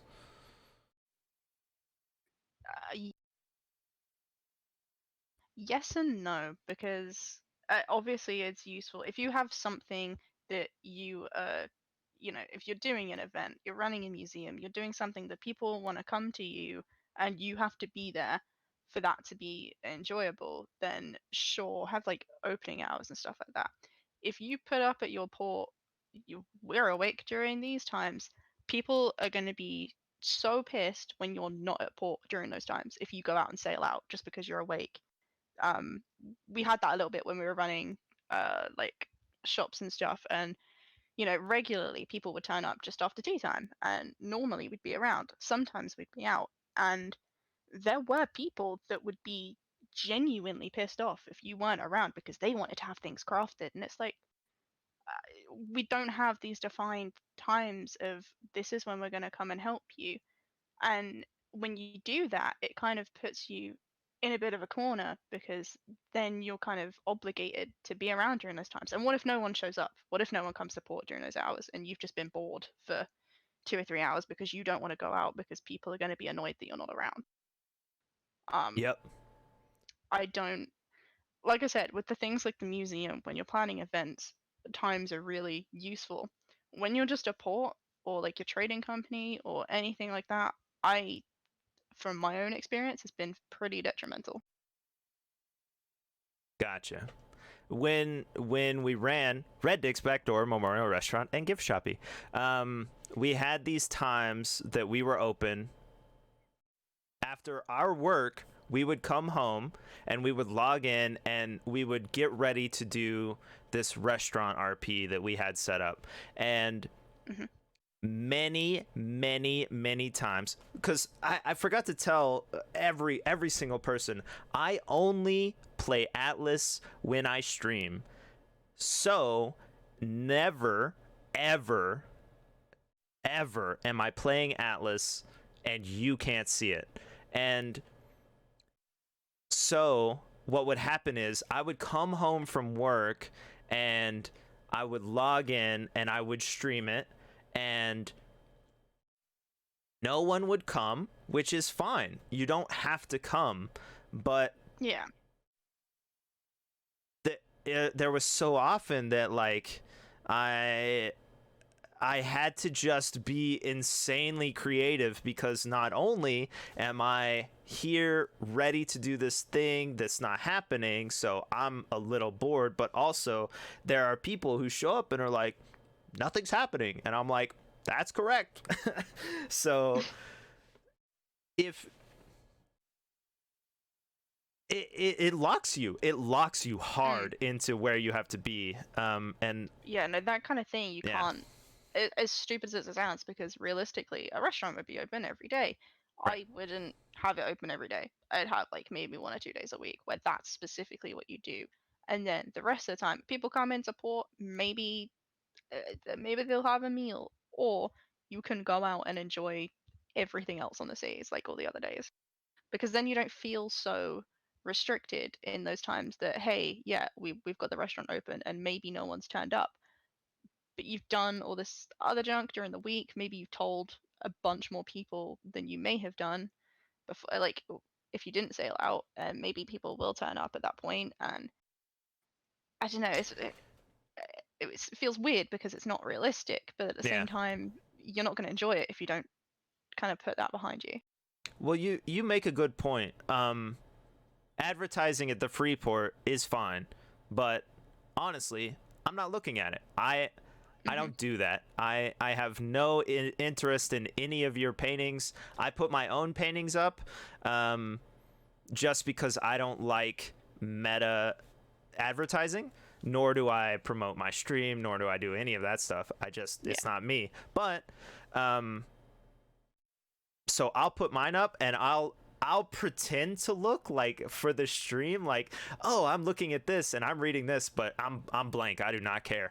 And then you made this point that is so good, that if we had a restaurant, say 3 nights a week, and the other 3 nights that we played, because take time off,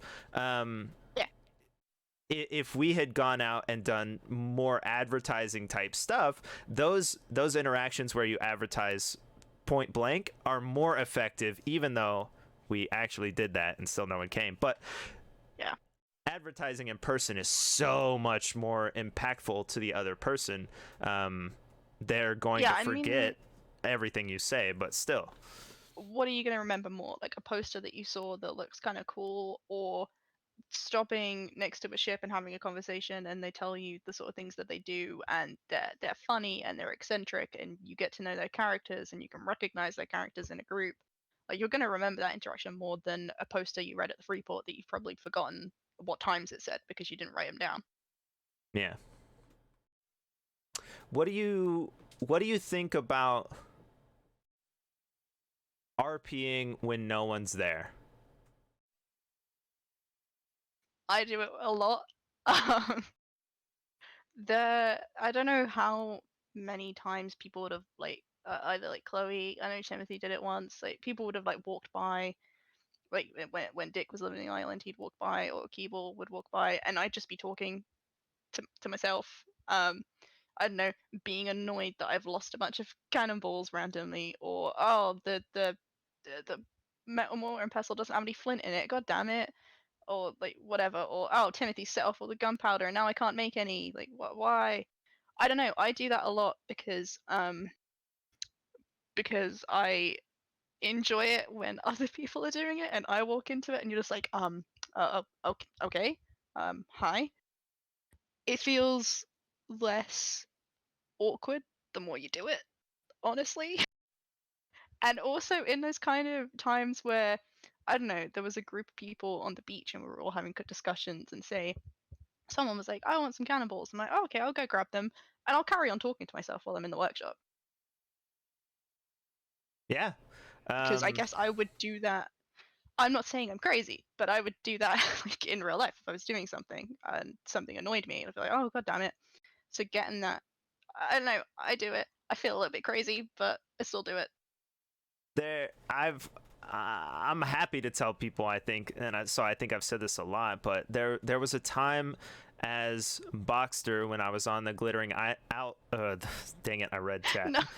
The glittering island, where Janie was singing in character, or she hummed and then she sang, and I was like running over to like get into the shop or whatever, and she was crafting inside, couldn't see me, didn't know, and I just stood there like, what is happening right now?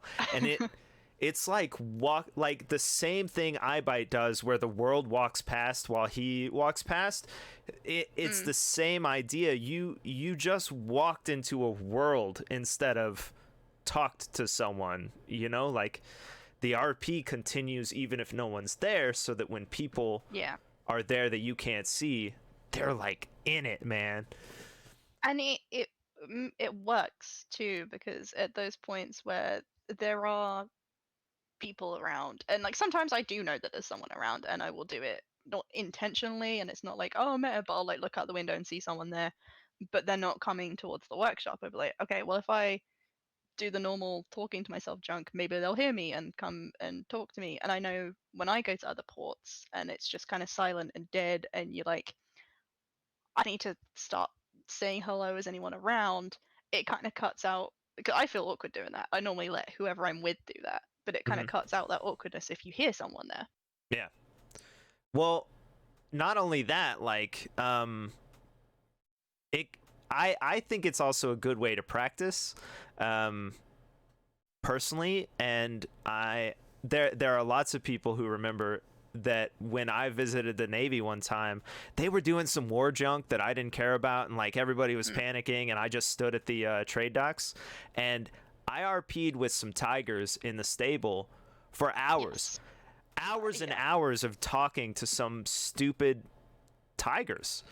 And then I would like go and get a drink in the little free area, and then I would come back and I would be like, nothing's happening. Wow, cool, you look great, your fur is great, all that junk. But it was good practice to like just think like, what's the next oddball thing I could say, or whatever. I specifically like doing it around people that are like, oh, I'm just gonna go grab a drink from upstairs, and they'll be like sat on a chair or whatever, because like real life stuff, and any of that kind of thing, or like I'm in my head, blah blah blah, any of that kind of thing. I enjoy doing it more around them, because then they come back to the most random thing. Yeah, true. It's so much fun. True. And on like, that, talking to a monkey, and they'll come back and be like, oh, okay, what have I missed? you do these sailing questions. I don't know if you just made them up for this or whatever. Yep, that was completely random. I don't know. It was because we were quiet for like a minute, and I was like, you went, you had to, I don't know, you went to go pee or whatever, and you were streaming at the time. And I was like, the out of character part of me is, let's not make this boring for stream. I'm gonna talk to Chloe and asked her what kind of animal she would be, and we just kind of went from there, and it made it so interesting to be on sailing trips because every time I was on a boat, I was like, what kind of question can I come up with today? Yeah. And so it fit for Samson because, creativity and the ideas and stuff there, should always be flowing with some sort of artist type person or whatever, at least in the caricature, right? Yeah. But now that we're beyond it, now that I'm thinking about, all these grand ideas and thoughts and stuff, what I think you've done is you've created an obvious area where RP will occur for someone that can't move, for example, the captain or whatever. You even put chairs down facing said captain, and it made this like literal zone of RP, and it made me think about where I was standing, because in the next sail and the next sail and the next sail, even if I was on other people's ships, I would stand next to the captain or close to the captain and occasionally say something, not necessarily, hey, what's your favorite color, or any of those questions. About a lemon, what would it be? Yeah. Well, I mean, I was doing that so that the next time I met your character, I could like slap your character with some sailing questions. But yeah, it also created this zone of like RP on a ship, and then if I needed to do something, if I needed to go AFK or whatever, I remember like walking away, and yeah, it was like this clear indication of, I don't have anything or whatever, I won't be here. Yeah, because I mean, it always feels weird to be like, okay, I'm gonna go do something.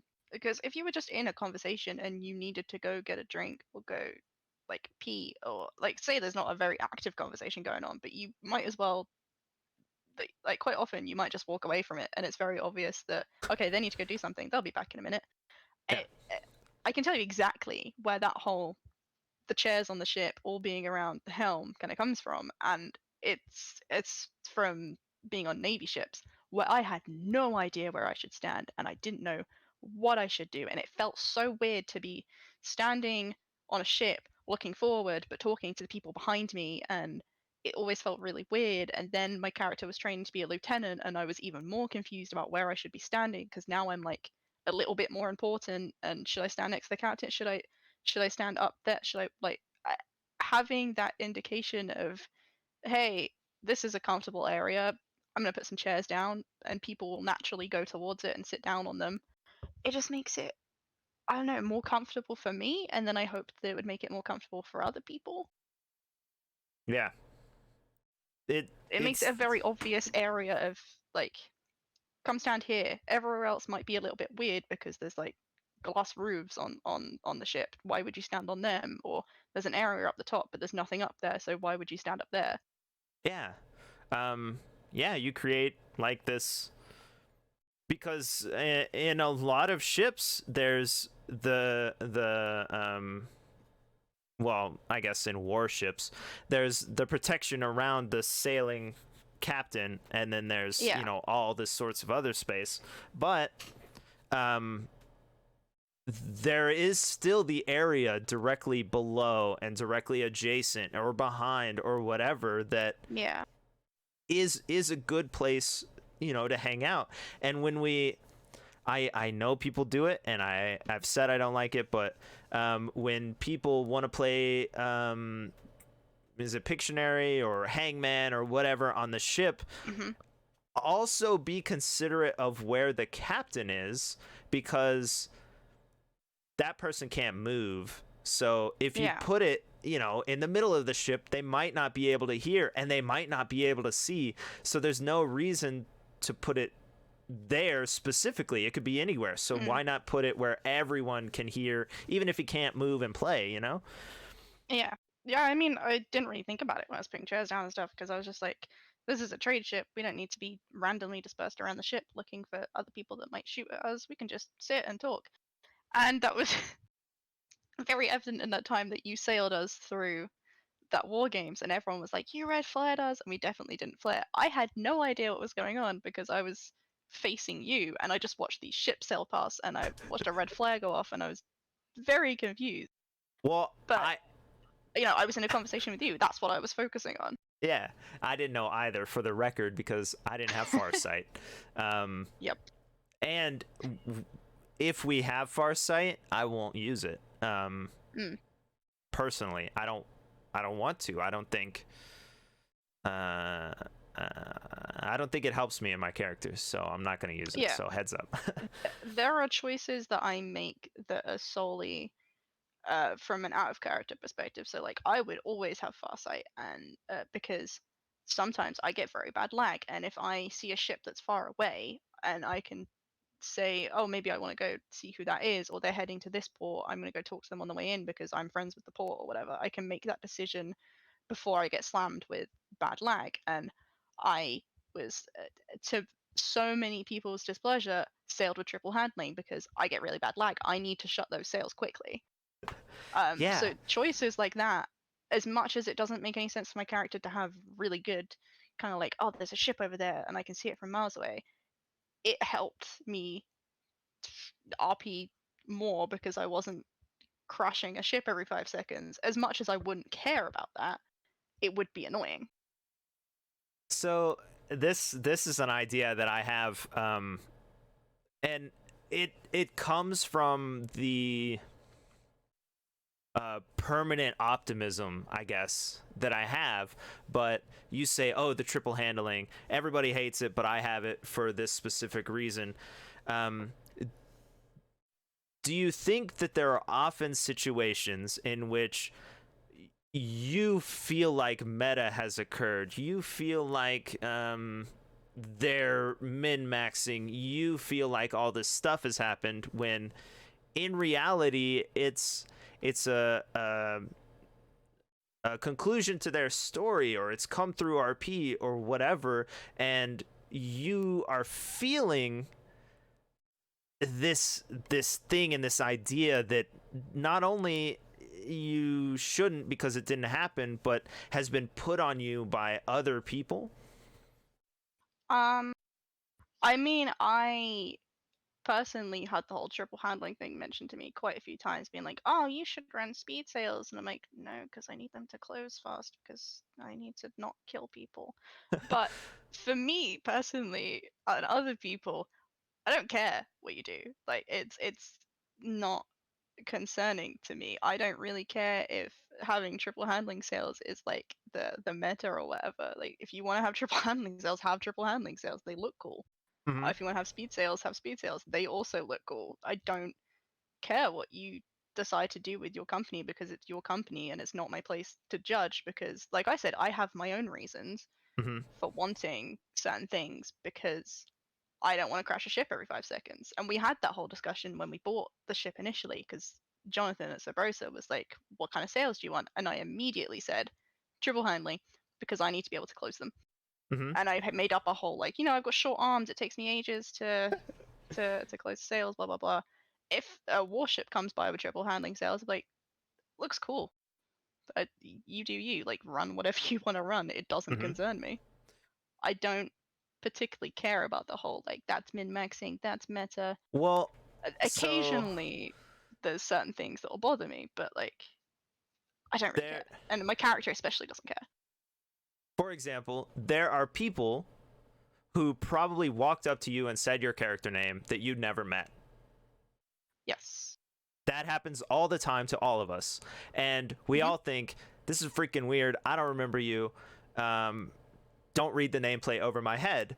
But, spoiler alert, we're all super dramatic. And we will talk about all sorts of people constantly. And for example, sorry, I can't tell Hugo and Timothy apart, but when I when I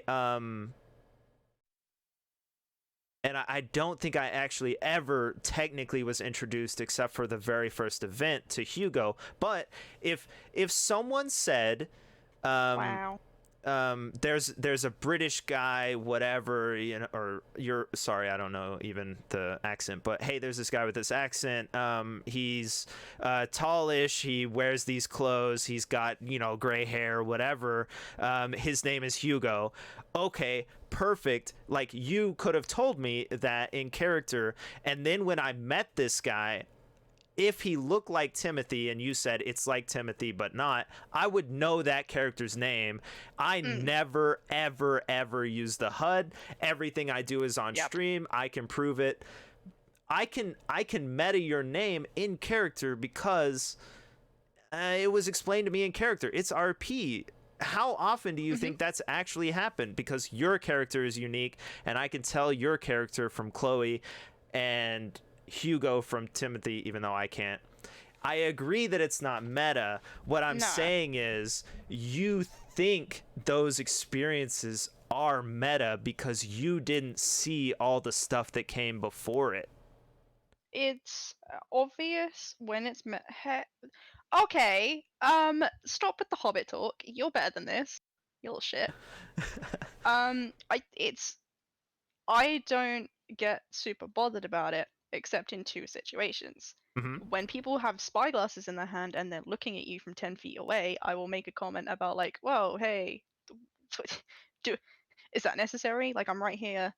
In a very RP kind of way, but it's like, just ask me what my name is. Just like know who my character is, and also don't make assumptions about who I am because you might recognize my Steam name or anything like that.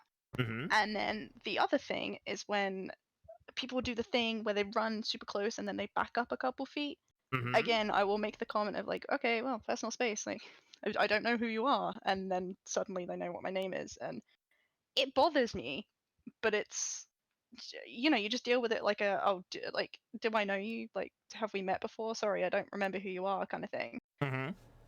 Right. So I don't know.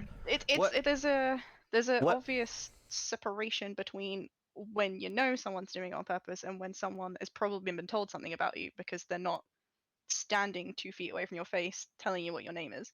I'd like to tell you to suspend that assertion, and I'd like to ask if that's reasonable, because what I'm saying is there are so many people who will go into Discord and say the meta on this server is rampant, everybody can tell my name and all that junk, when in reality, surprise, there's only 100 possibilities and 20 of them are talking about you.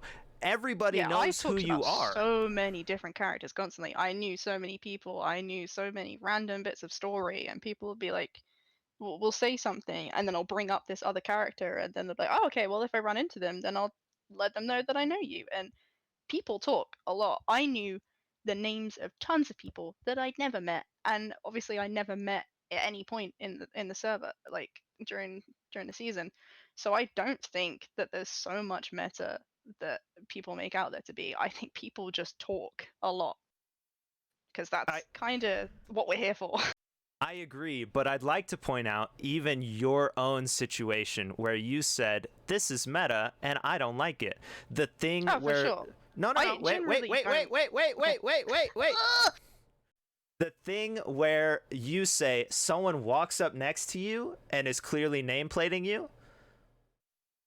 I have two disagreements with that. Elias walked next to and stood next to Captain Riley all the time in order to include her in the scenario and include her in the situation. And second, I do it all the time. And here's why.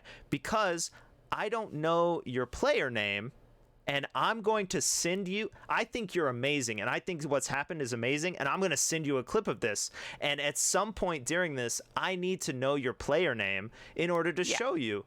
And so you say, oh, this is a clear sign of meta, and I'm saying even that clear sign of meta please step away and stop assuming that all of these things are aggressive, meta, and negative, because they're not. I don't think I maybe once had said something during the thing, but what you're talking about is kind of different to someone just turning up and standing 2 feet away from you, and I'm like, I wouldn't do this in real life. This is weird. And then they walk away, and then that's like halfway through an RP interaction, totally different to when they just jump off the ship and look at you, and I'm like, okay, True. just ask me what my name is.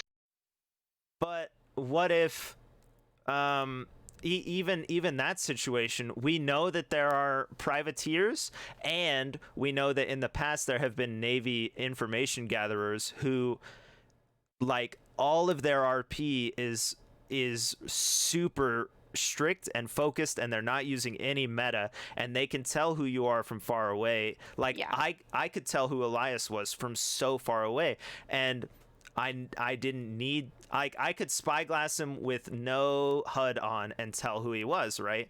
So even that act of sailing near you and looking at you with a spyglass and then sailing away, if that character goes and tells someone, hey, I saw the second sister, she's there right now, go get her, or go wait, or whatever, even that, like, you as a player, you may have felt, oh god, someone just meted me, but it didn't happen. And I again, like with the whole triple handling thing, I don't really care enough, I guess. Right.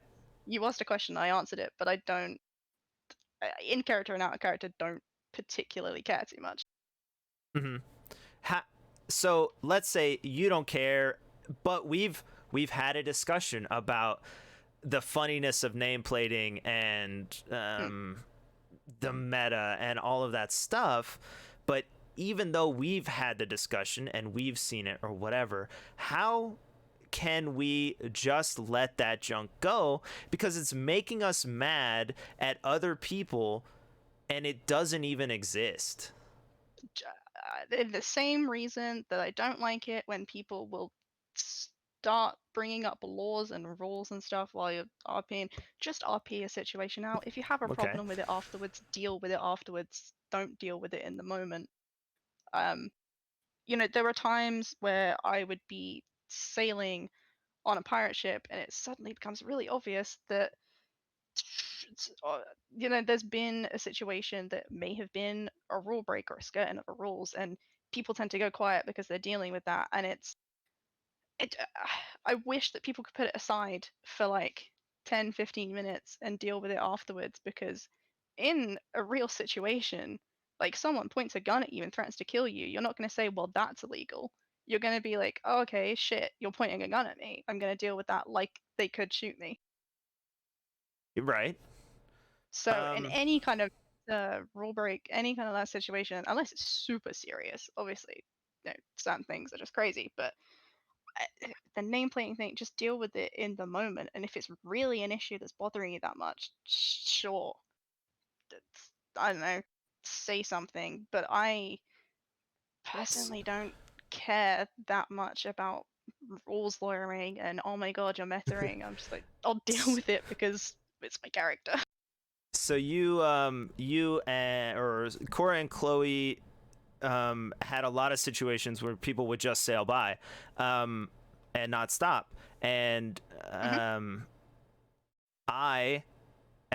Samson, well, no, it was me standing there, you would both say, oh, look, another ship that's just gonna sail by and not stop, or slow down and look at us and not stop. When y'all said that stuff, it was clear that in character it had happened to y'all a bunch, and like it might have made sense, but to me it felt like you were making this statement about players and how they're not gonna stop or whatever. And at the same time as I felt like you were making that statement, I was thinking they probably have stuff to do, A, they probably are lost, because I'm lost a lot, B, and they're probably trying to get around something, and go to Sub Rosa. Like, there's something else going on. I don't think that what your characters are stating is actually happening, but it felt like this, like anger or whatever. I Do you think that you've was character? made yes, I think I was Okay. gonna say I think you made a bit of an assumption that like as an out character thing, I love meeting and talking to people. So when people stop, I'm super happy to talk to them. The reason Chloe and Cora were ever bothered about that was because of two situations. One of which, when a black sailed sloop, no idea who it was, came and uh, salvaged a wreck of like a completely basic brig when we sunk it right outside the port, and then they just sailed away, and I was like, that was weird. And the only other situation was when the Navy responded to our flare and then sailed away without like saying anything. And they said it was because, oh well, we saw a flare but we didn't see people, so we sailed away. Right. So they, as characters, had a reason to be like, oh, another person doing it. I, as a person, don't care because like people have stuff to do. I, Yeah. you know, So that is and I that know is exactly. other people are really super bothered about it and just sail like they'll be like, oh, another ship sailed past the port. That's not ever what we meant by it, or me Yeah. personally, anyway. And that's exactly what I Stop guess calling me a hobbit. Oh my I'm god. trying to point out. The fact that, like, I took that, the multiple times you said it, as they're making a statement, and it's kind of negative, when in reality it was just character junk, and it was funny, and it was based in RP. And then if I had taken it to an interview, or if I had taken it to Discord and I had said,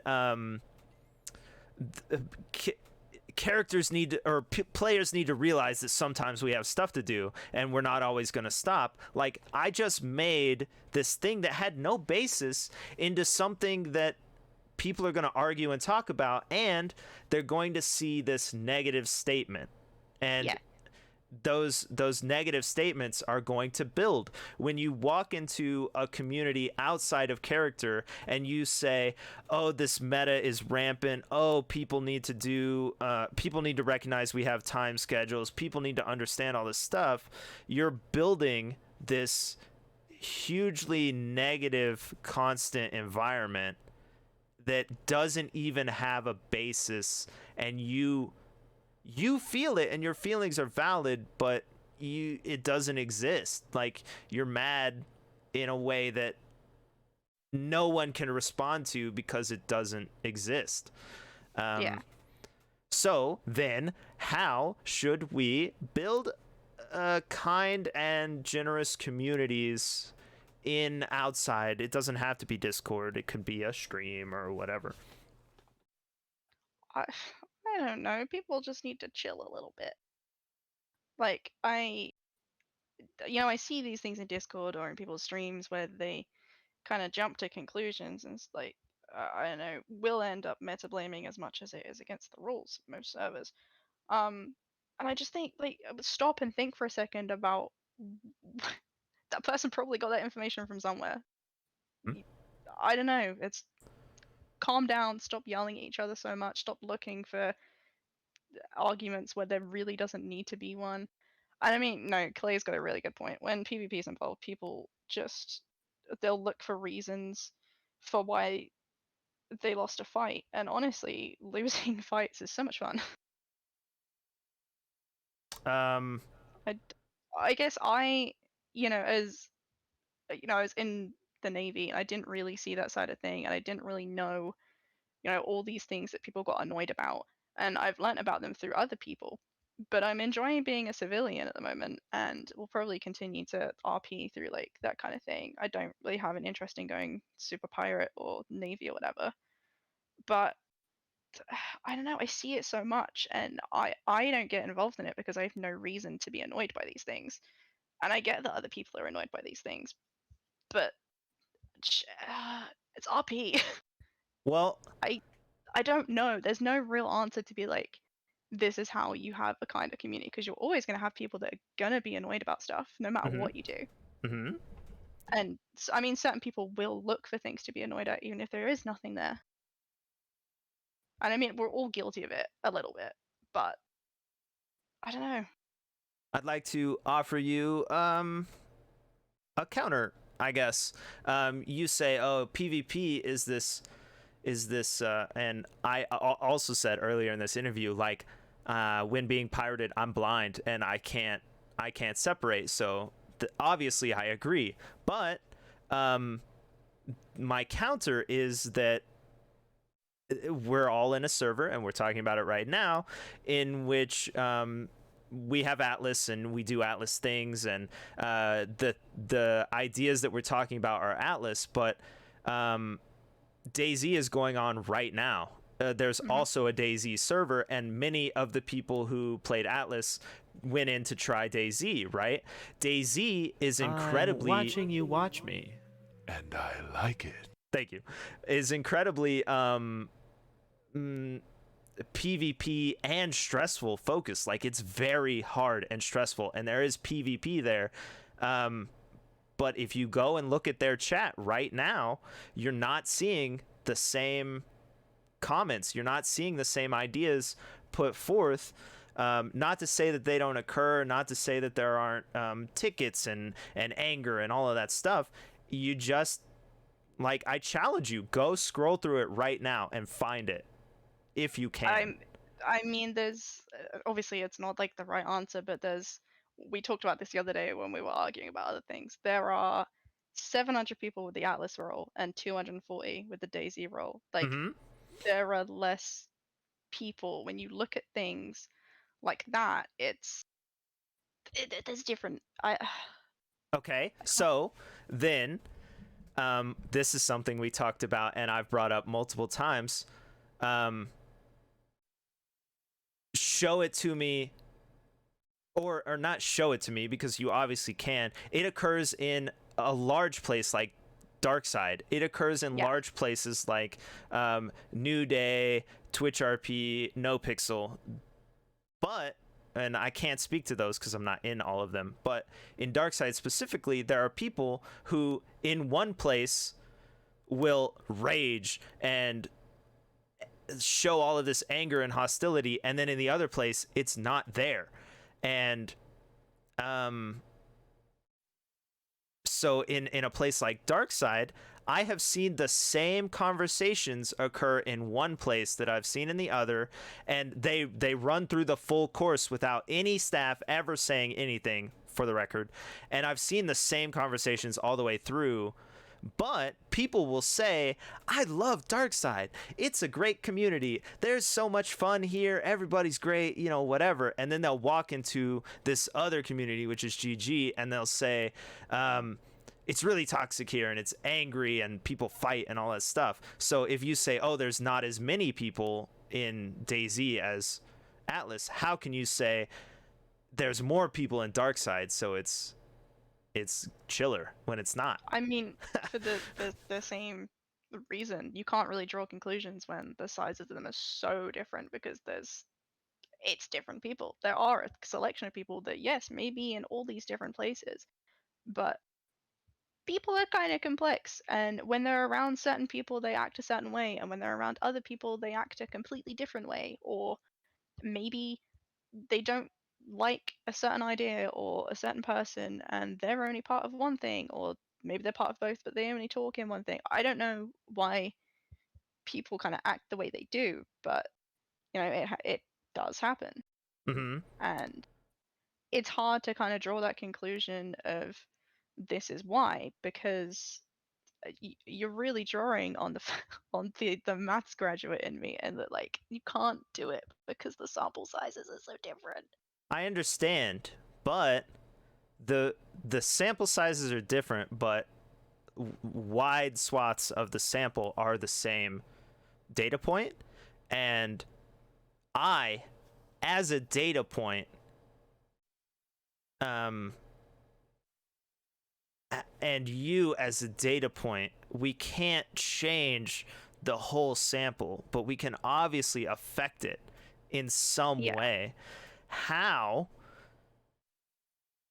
can we because if we all did it, if everybody watching and everybody who clicks on this junk, if we all did whatever the solution is, then we would just flood that sucker with whatever the solution is, and then it wouldn't exist anymore. Like, so if just me, how do you think I can be I don't know, kinder and more gratuitous, or gratuitous, is that the word? Show gratitude? Gratuitous sounds wrong. how is there any way that we as singular individual data points can help? Gracious. Probably. I don't know. I don't know what the answer is, but I mean, everyone's important. I'm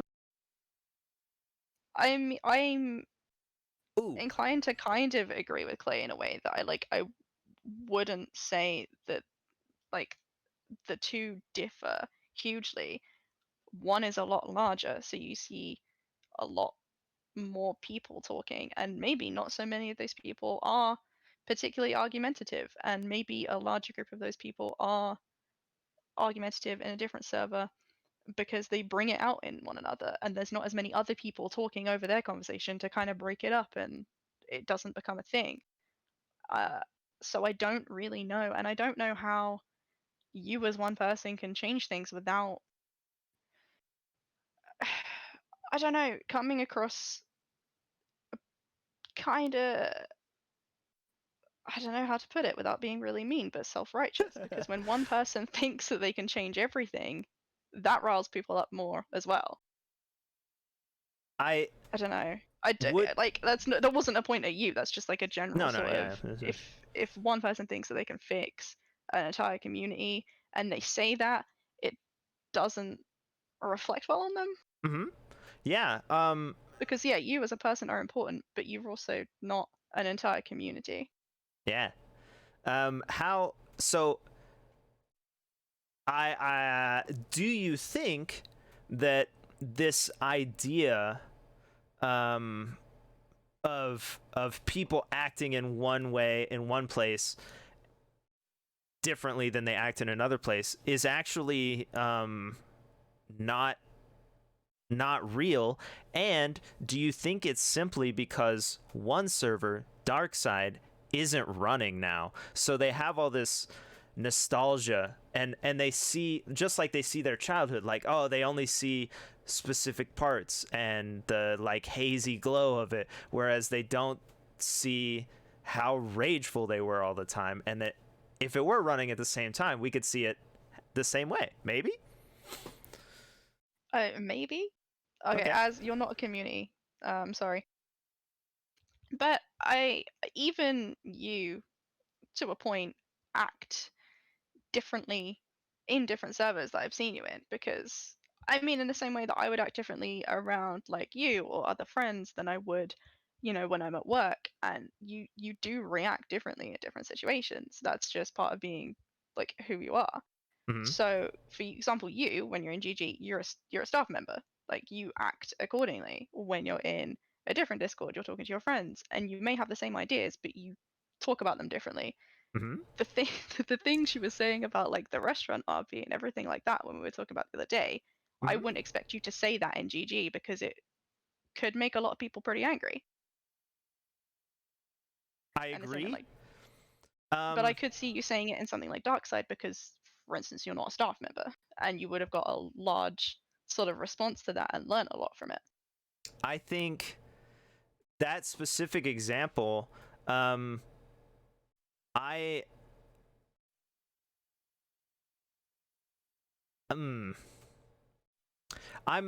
always on this dichotomy of two things.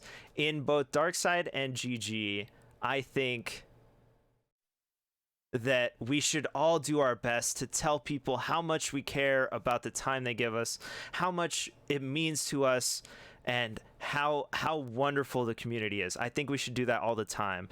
And always at the exact same time, I think everyone should shut the F up, play the game, and say nothing at all out of character. So because it's not just those two ideas, it's a spectrum within those two ideas all the time. So I always have those two ideas. Whereas when we argued about restaurant RP, those are my friends. It's not a Discord for me. It's not a Discord for my stream. It's a Discord of people who have hung out for years at this point, and we are friends. And in those places, sure, we're friends in Darkside, sure, we're friends in GG, but I've weighed in on conversations like that, but I wouldn't do the same thing because it's the goal of the entire server is different, you know, like, Yeah, no, I understand what you're saying. I guess I'm just trying to say that people will act differently in different places, and there's nothing you can do about that. Mhm. It's people to people. You can't necessarily say what you're doing is wrong because, I mean, maybe you're doing it as well and you're not aware of it. Maybe they're not aware of what they're doing.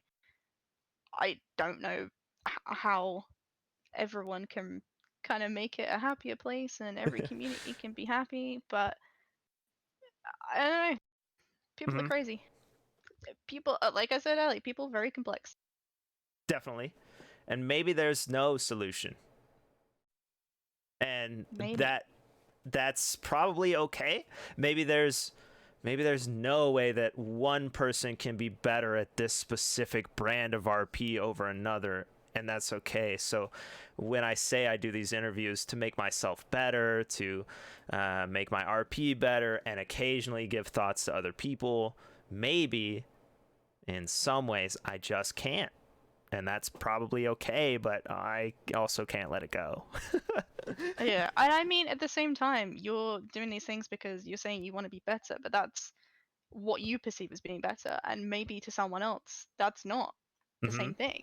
Mm-hmm. So, again, like, I am inclined to agree with you. There is a lot of people that get very angry over things that really don't matter, and you know, I personally don't really care.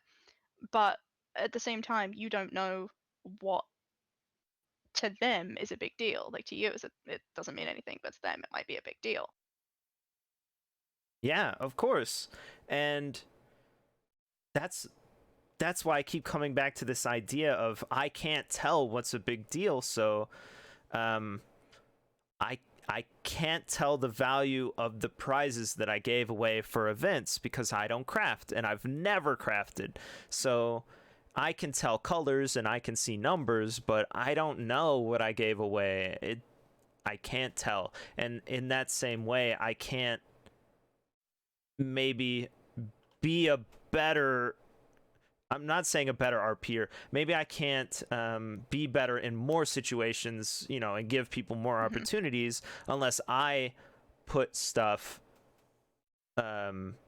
or if I try to do other things, other ways. And that's really all I'm looking for. Like, enough confidence to try a completely different thing so that when I do what I'm comfortable with and what I like, I'm better at helping other people who are doing the other junk, I guess. Right. I don't know. Yeah.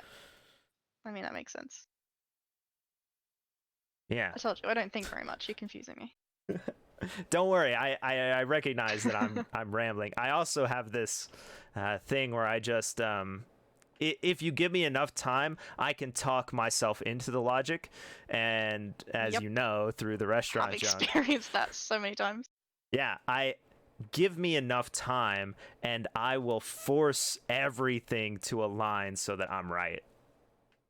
Yeah. Yes. And a lot of people do that, and that's fine. Like, you want to be right, even if you don't genuinely care. You kind of want to be right to a point. True. That's true. Also, don't ever put me in charge of anything. It's terrible. don't do it. Don't trust me. That's a bad move. So, back on track if we were ever on track. That's what you get for not writing anything down. We go crazy. I have questions written down probably for other people that would apply, but whatever, it doesn't matter. I asked this of someone else. Is there a huge jarring shift because you moved immediately from Atlas into Arc? Yes and no. Uh, Atlas is a game that I've become more familiar with, and playing Arc right now is reminding me more of when I first started playing Atlas, and I was Mm-hmm. learning how to play the game through RP. Arc, I don't have a clue what I'm doing. I'm playing with 3 people who do have a clue what they're doing, and I'm kind of just learning about things to do by watching them, but it's also within character because we kind of understand how some things work, and there's probably things that we really shouldn't understand that we're doing, but it's a very, I don't know, it feels hugely different to me Mm-hmm. because I have to learn again, which is fun, and I like that. But with Atlas, I have to pretend to learn, if you know what I mean. Like I've Yeah. set restrictions on my character to be like Cora had an entire workshop where she would buy random cannons from Sub Rosa and stick them on the floor and like take them apart and stuff, and she'd go buy another one like the week after and it would be a different thing. So like I understand how crafting works as a person. My character doesn't. When I jump to Arc, I don't understand how anything works. So me playing a completely clueless character is also because I'm completely clueless. Mm-hmm. So you're playing with the same people, like you said. Is that an act of comfort, obviously, which I assume it is? Yes. And then, do you think that in theory, if you wanted to start solo in Arc and do the same idea that you do in Atlas, where you just come up with a random thing and try it, do you think that the game doesn't actually matter and that you could do it in the future? I personally think I could. Right now, I wouldn't even consider starting solo just because I like being around people and I like making them laugh. Mm-hmm. So that's if I can start with people, it makes me feel so much more comfortable and it makes the character just kind of make itself. And sometimes I make decisions about my character and it completely changes within the first few interactions. And like as said, like he had someone walk up to him and he panicked and did Timothy's voice, and Mm-hmm. that's what it is. And so then his character is way more stuck up than maybe it would have been if he hadn't done Timothy's voice. If he'd done like a Scottish accent, he may be way more laid back and kind of rude to people. He's hella rude anyway, but Yeah. you kind of, those initial interactions make so many decisions for you as a character. So I think I would struggle to start solo no matter what the game was, but I could probably do it at some point. So, to tie it all together from the beginning to the middle to the end, why then is it so uncomfortable and cringe to us to see someone in a Discord say, "Hey, I have this idea. Does anyone want to try it and see if it'll work?" If Arc's the thing that's running and you think I need a group to be comfortable and like at least a little bit of planning and ahead of time, just a little bit of comfort makes you feel better, why then is it so weird to see that person say, "Hey, I have an idea. I'm literally putting myself out willing to do the exact thing you think you need to make it better"? I have no idea. Yeah, right? Isn't that weird? I think the difference being like when I've started with people, obviously I started solo the first time I played, but I joined the Navy, so I didn't really start solo. I just, you know, got eaten by lions on their island a few times. But whenever I've started with people, it's been people that I know and I know that I can have a good interaction with, and so it makes that starting easier. And then, if a couple weeks down the line your character starts drifting and joins another company, then so be it. But you've had that initial thing that I personally like and to a point kind of need it because I'm very awkward. Hmm. And the difference being if someone that I don't know says something in a Discord about, "Hey, I want to do this thing. Does anyone want to join in?" I would feel weird about taking up that offer because I don't know if that's what I want to do. Yeah, of course. it's so weird to think that It is. we can advocate over and over and over again to tell random strangers that we enjoyed their interaction, but the idea of just asking a random stranger what their starting idea might be is so impossible sounding. Like Yeah. I would never do that. It's weird. Yeah. But on that same idea, this is something I've struggled with a lot. Do you think in these companies, for example, you're in a company with your mom and a longtime friend, and you're not necessarily enjoying it as much as you think you could, like you think, oh, I'm bored or I am boring or whatever. Um, is there a responsibility to stay in that company if you started in that company? Because you just said they might drift. Do you feel that responsibility of, I need to continue? I personally don't, and I mean, it can kind of be seen in the whole, Chloe and Cedric spent the entire season arguing, and then the second the season knows, it was like, okay, you guys playing Arc? Like, do you want to go RP or whatever? And like the season before, Callow's character would give me like my character shit so much, but I was instantly like, oh, Atlas is back up. Should we try something? Mm-hmm. Um, if my character had gone down a route that would meant leaving the company, like at Mm-hmm. one point I was considering joining like the Arlingtons, obviously with Mm-hmm. marrying Timothy, but as an out of character thing, I probably would have like struggled to put. You said I can invest a lot of time and stuff, but I would have struggled to put in the time for all the fighting and stuff because I Right. get really tired towards the end of the day, and that's when a lot of fights go on, and I would be Right. absolutely useless, and my computer would lag to shit. So I didn't want to put myself in that situation and be an absolute waste of space. Mm-hmm. But if that had been where my character had gone, like if she'd stayed with them after the whole threats from Billy and the Navy and things like that, Mm-hmm. I wouldn't have felt bad about it, and I don't think they would have felt bad about it. And I think that's where the comfort lies, in that if my character decides to go down a different route, you guys aren't going to be pissed off at me for leaving Yeah. because I know they're pretty chill about that. Well, what about, and of course it's hard for you to speak for other people and other ways of play, but there's a lot of people who think I can only play 3 hours a week, twice a week, and my whole company is active like all the time, like they're always doing junk, and I feel bad. For example, no offense to call him out, I don't think, but GobTube is in school, and I've told him, like, dude, it's cool. Focus on it. That's cool with us. We'll make, whatever we need to. And he ran the Soggy Boys Schooner Club. He was the president, and he slept all the time.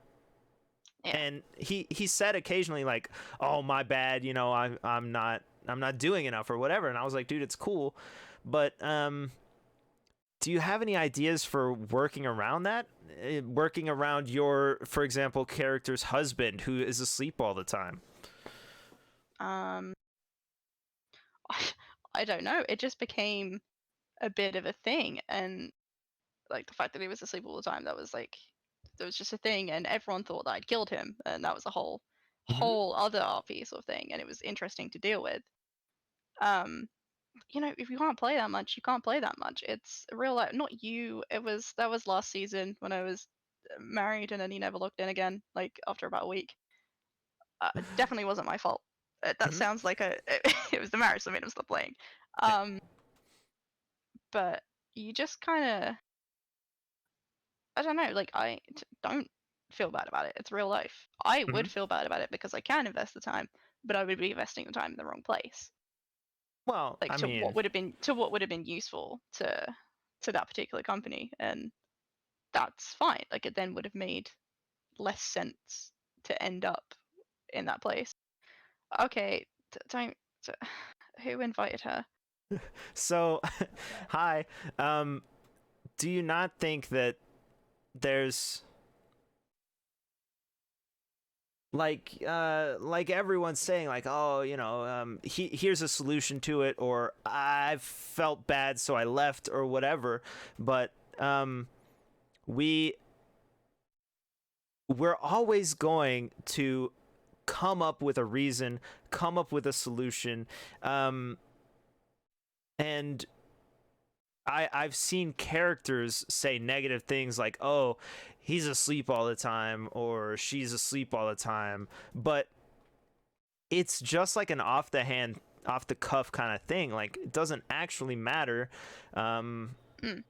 We're gonna find a way around it. For example, Pierre became vice president and he ran everything, which I was happy to do, and it didn't matter that Osa slept all the time. We included his sleeping body in stuff.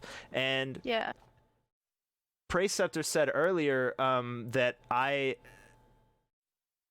this is something I guess I should ask about too, but at one point we did have someone in the restaurant and they sat down to eat, and Pierre walked into the kitchen, which was behind a door, and I pretended to yell at a chef who wasn't there, and I had a full conversation about the food and all that junk, and then I took it out of the bag and I gave it to them, and that had a lot of character meaning behind it, because I was always a liar and always faking, and I wanted to continue that idea even beyond that's like even beyond the scams into the restaurant too. So when I did that, it made a lot of sense in character, and I'm sure people thought, oh, that's really good RP, but that's not what I was doing.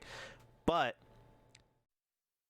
I guess what I'm saying is, if the chef is asleep, you can still be a waiter, you could still do all of that stuff. Well, like I said before, he was sick, Mhm. and he was asleep the entire week after Cora had been threatened with her life. Rose died. There was so much that happened, but like, if if you can't wake up, you can't wake up. And I Can't. just kind of made up the fuck's sake. I personally ran with the whole, like, this is too overwhelming for him, and he just needs to like rest and think about it. And I myself was kind of sick that week as well, so I was, again playing that whole, like, I'm overwhelmed, someone wants to kill me. If you can't log in, you can't log in. It's fine, and other people can kind of, like you said, adapt around that. And maybe you can create a character reason for why these people are sleeping, or they can come up with a character reason for why they've been sleeping, or why they don't wake up very often, or maybe you can just live with the fact that that's normal. Like, it doesn't need to be a huge thing. Yeah, definitely. I even though you say, oh, I'm new and whatever, I think you have a lot of experience, so let me ask you about this. I have this idea of, like, how do I explain it? So, okay, perfect. Daisy. Okay. When I played DayZ, I played this kid called Spencer. He's like a stuck-up money kid. He always had servants and junk. He's the same kid I used in GTA, but he's this character, right? And I always told people, like, I lost Albert in the woods, but Albert, handles my food, and it gave me a reason to not know how to play the game, basically, because I had no idea what to do in DayZ. So I said, oh, I'm rich, or I was rich, and like I'm flown around on planes and all this stuff, right? But Albert was always in the woods, right? He didn't exist until Shelter made him real. But do you think it's okay to not only have the backstory of Albert existing somewhere in the woods and, like, I just lost him, but also to fake the whole story throughout? Like, what if I had talked to the mayor and said, yeah, yesterday Albert built me something, and like I had built it, but no one knew that you know what I mean? Like, Yeah.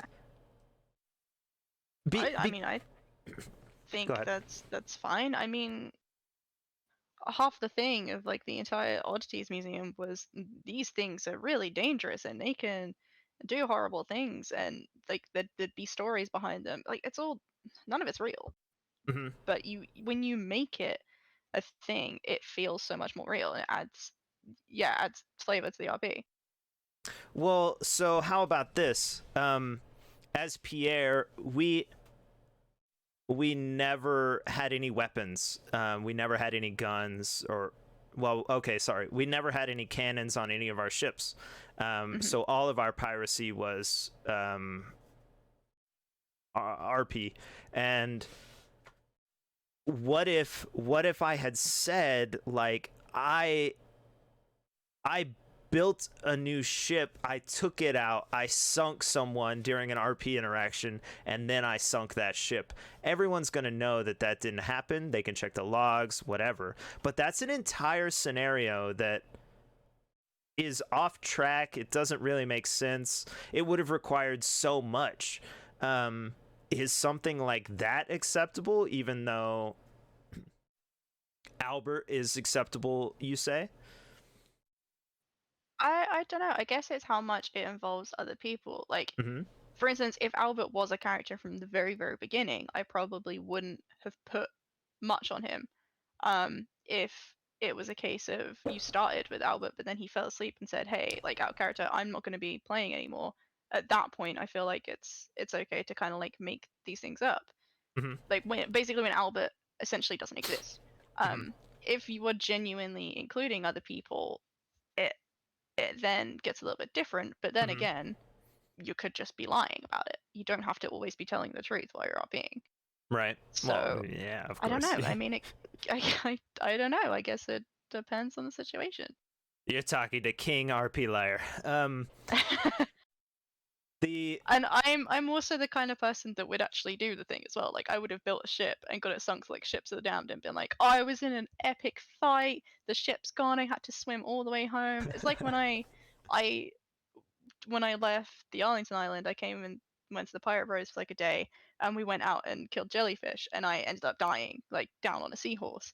And I made up this whole story of like sailing, like swimming to the free port and selling the seahorse for meat, and having this whole conversation with like multiple people at the free port, and eventually getting this sloop and then crashing it into the island. None of it was real. I just respawned and bought a sloop. yeah, But it's just like I wouldn't say like, oh, I washed up and got this thing. I feel weird about saying that, and I have to kind of make something up that sounds so much better. right.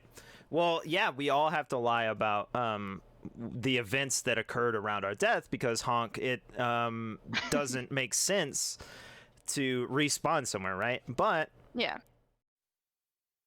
people are often very focused on the real events that occur. So you say, oh yeah, I would have actually built the ship, I would have actually lost it, I would have, done so Again, forth. that's just because I can put the time in, and I would do Sure. it just because I think it's funny. Seducer of dolphins. um it's such a weird thing to think about though, because you obviously have to RP with NPCs, for example. You have to RP with tigers in a port while you're bored, and none of that stuff makes any sense necessarily, but you're trying to like force a story forward. However, if you do the same idea of, instead of a backstory, it's an event that happened yesterday so that you can continue, like it seems so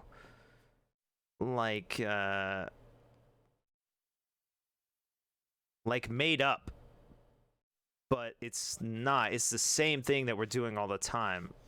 Is all I guess I'm pointing out.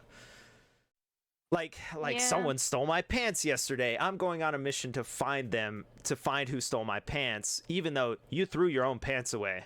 Okay, so it's.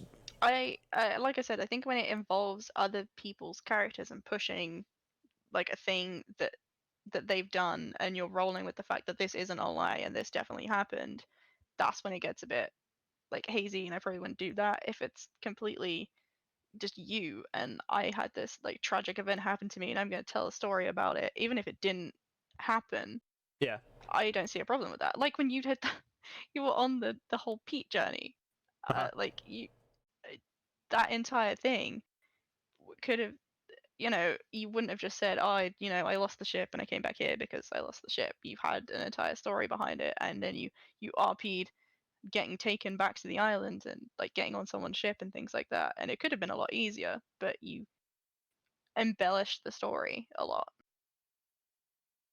I didn't embellish that story. Everything happened. What are you talking about? Yeah, but essentially you just dug for Pete for a day and then lost the ship. Yeah. But you didn't just say, I lost the ship. Okay, true.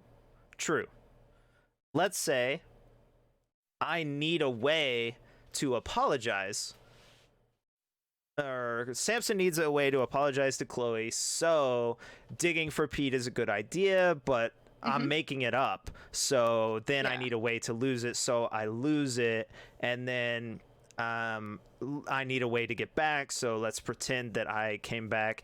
Are you saying it would have been fine to have made all of that stuff up and just been away for a day and then come back and say, here's all the stuff that happened? Because literally I only spoke to one person in that entire 2-day like fiasco. You know what I mean? I don't know. I guess at that point it's down to you and what you feel comfortable like doing. Like if you feel like you can pull that off, then yeah, sure. But again, you've got to consider your actual character in that, and your character, didn't do that. And there would, like they said, there would have been no proof. You started from the Pirate Bros Island, and then the only way to make that really plausible is you going and killing yourself and spawning at the free port, and that feels weird, and I wouldn't do that. That feels weird, but we make up junk all the time, so yeah, tricky, right? Huh. I don't know. I guess that's why I like I said, I would have followed through with any of these like crazy ideas, because I can invest the time. I think it's funny, and then there's no real sort of way of unraveling it and being like, well, this didn't really happen. Right. Yeah. I don't know. It's interesting to think it could have all been fake, and I just didn't think of it, and I just did it for real, because I needed stuff to do. But if I could, stream was the best stream I've ever watched in my life. Okay. It was an experience, and there is proof technically, because I made a highlight of the tour of the island, so technically there is proof. Oh my god, meta.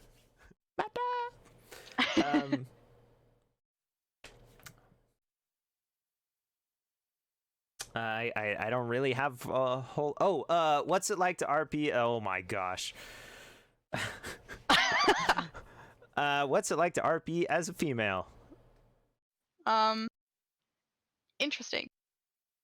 In the same way that generally gaming as a female is interesting sometimes. As much as you don't want that to happen, you get treated differently when you're a female.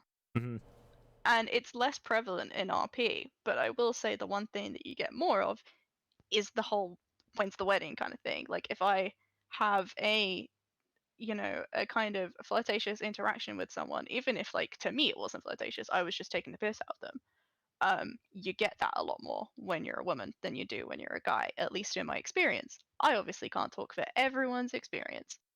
That's just what I have been part of. Other than that, RP servers have been so much more comfortable being a woman in than just playing games in general. There's so much less toxicity because of, I don't know, your gender, whether it's like, you're a male, you're a female, you're non-binary. There's less judgment, I feel personally, for myself, Mhm. But again, I can't talk for everyone. Cool. Good, I guess. I'm glad. Yeah. Good job, guys. I can't speak to it at all because I'm not. Mhm. So this, I made a meme of it and I copy pasted it, but I'm glad because I could still read it now. This is an idea. He said, Cletus said that someone made up a scenario in which they were robbed, gave specifics about the people who did it and maybe their ships or whatever, and then the company chased this figment and then found some people who kind of matched and then said, you know, hey, you did all this stuff or whatever, and then they found out that out of character they found out that the guy had made the entire thing up. So the people that they in character were mad at had no idea what was happening and all of that junk, and people were mad, it sounds like, and they had to like resolve it or whatever in a weird way. But at the same time, like, did that not give search RP? Did that not give incorrect identification person RP? Did it not still provide, do you think, value, even though it was a little clumsy? Yeah, I mean, sounds like it provided a lot of different kind of like situations and stuff. I guess for the people that were getting accused and kind of getting like threatened or like being mad at or whatever, it wouldn't have been as enjoyable for them. Mm-hmm. It could have gone a different way. It could have been incredibly fun for them if they played it a certain way, or not so much. But it's not just down to them. It's down to everyone in every interaction. Yeah. But I guess, yeah, that made quite a lot of different sort of situations happen. I personally wouldn't be able to do it because I don't know. It's just I would slip up too much, and it would be very obvious that it was a lie. Yeah. True. I don't know. Okay. Got it. It imagination is so like weird in RP because the things we lie about or make up,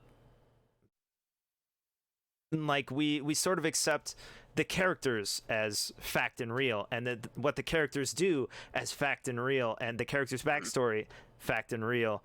And then if you make something up, we're saying, oh, that's made up, but all of it's made up, like every single Yeah. thing.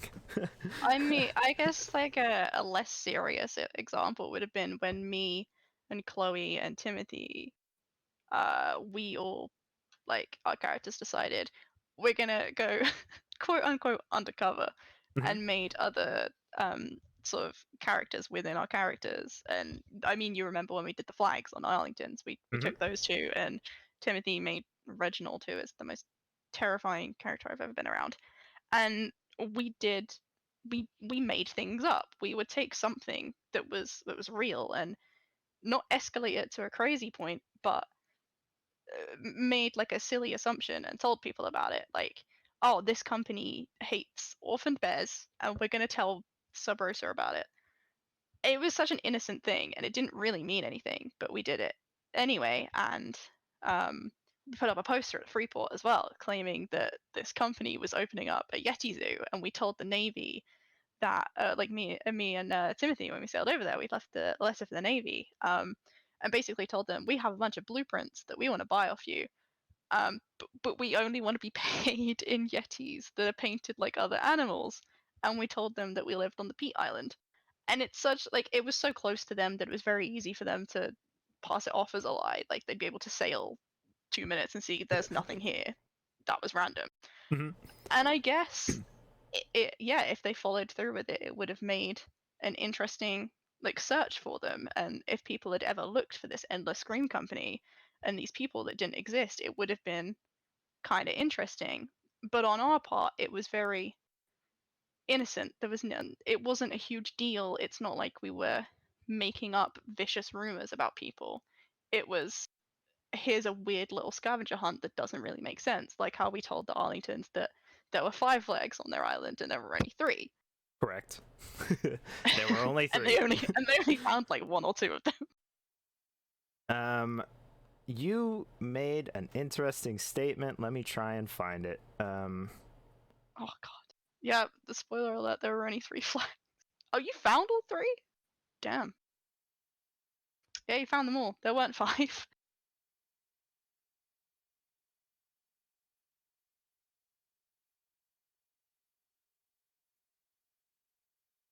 That was all on Samson though. He was like, you should tell them that there's more than there actually is. Sucko or sucker. I read defo and said sucko. Sucker. Okay, so you made up this idea of the Yeti Zoo, right? And you Which say came from Go a ahead. real thing, but not really, because Timothy had been gifted a Yeti that was painted like a chicken, and Cora hated it, so she was just like, I'm gonna roll with it. That's what Endless Scream are gonna be about. Yeah, so that's the exact point I was going to bring up. That Yeti that looked like a chicken existed, right? Mm-hmm. You don't know if they started painting Yetis. I don't. That idea alone is exactly why I think people should stream and be involved in like the small time discords and all that junk, because there might have been somebody there like, I wonder if I can make a Yeti look like a giraffe and an elephant, and like what headgear do they need, or a pig, or any of that stuff. And it might have actually happened and no one will know, right? It's crazy to think about, and like that part of me makes me wish that the Endless Scream was real, because I want to know if anyone would have followed through with it. Well, because it's so interesting to me that this like random letter shows up, and you can, because like we read letters and someone's like wants to order a bunch of cannonballs, and we make the cannonballs and assume that they're a real person. So why would you not assume that that letter is from a real person? yeah, definitely. And would you bother going through with it? Like, I don't know. Imagination. Yeah, I don't have anything else. I can't think of a single thing else, even though I know we could talk for another 3 hours. Do you got anything you want to say to people who don't know what they're doing, or people who are brand new and want to hop in also? I mean, for people who don't know what they're doing and are here right now and seem to think that I'm good at this thing, I don't know what I'm doing either. So if you think I'm doing well, you're probably doing great too. And if you're new to things, I was new once too, and I've only been doing this for 1.5 years, and for some reason these people think I'm doing something right. So I don't know. Learn from the people around you, and I know I make it my mission to just interact with as many people as I can, but in a way that doesn't feel forced. So like, don't just walk up to people and say hi if they're in a conversation. Let things feel natural. Step 1, buy the game. Also, yeah, you should probably buy the game, install the game. Make sure you don't play on a potato because it fucking sucks. True, but we still accept people who have all these issues, and we'll play around that too. So don't let your computer be. I cannot approach an island in Atlas or travel very far in Ark without having a huge lag spike. It happens, and you know what? Sometimes it's actually part of the fun, because that time that I like died on the seahorse and took a sloop from the Freeport and brought it over to Pirate Bros Island, I planned to crash it in front of the castle. I had a huge lag spike and crashed it on the beach anyway. Things happen, and sometimes they're kind of fun. Yeah. And everyone around you will understand it. Like, if I'm sailing with someone and we're approaching an island, I'd be like, hey, do you mind taking control of the ship for a bit? Yeah. People are nice and very understanding.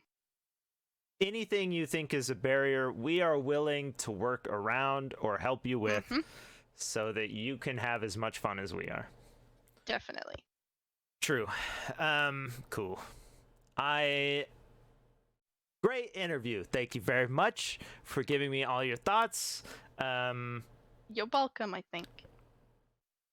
Okay, thank you, I think. I appreciate the time that you gave me an RP. I think you are great at RP. Obviously, other people do as well. But most important is telling people you're great. So you're great. That's so weird. I have to suddenly like leave and not listen to this. Oh It's gosh, what do we do? weird. Well, I hate it. here's what I'm gonna do. You're great. Sorry, said it again.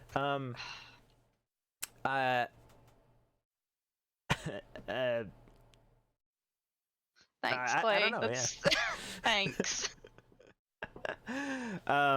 Thanks. Definitely tell other people. Like, sure, telling the community's great, but tell specific people too. Show people in public that you're willing to thank people, and like, I'm not telling you specifically. I'm saying, hey, this is an idea. Maybe we should do it. Just show people that the things you're doing behind the scenes, DMing people and saying, hey, that was great and that was fun. It feels kind of cringy and awkward to do in a public forum, but it shows other people that, we care. So, I mean, I'd do it anyway. Like, the first time I DM'd Az was like, I knew I was going to get your top hat. And then from then on, it's just like, yeah, you have conversations about things that happened. That's very obviously like, hey, thanks for this interaction because this was great. yeah. And we're all friends. Exactly. So just by being there, we're friends. Ta-da! Cool. Good job, everyone. Good job, everyone. And that wasn't that was a genuine good job, not a very sarcastic good job. You have a question. All right. I will prepare myself for it, but luckily, if I have to clip it out of the highlight, I can. Now accepting all questions. If this is going to be abuse at the fact that I don't want to go Navy again next season, I'd say my character didn't have a huge head. Stop. Operation Bear Hug was really important. Operation. He kept DMing me and telling me my character had a huge head, and I genuinely asked, like, Cora asked Timothy at one point, but like, is my head huge or is it like proportionate to my body? He's like, what are you talking about? It's fine. I was like, yeah, but when I was a kid, everyone told me my head was really big, and I'm kind of self-conscious about it. And did my character have a huge head? I don't know. I mean, it looks proportional in the picture, I think. Here, let's... Oh, if the answer's yes, that she did have a huge head, don't tell me.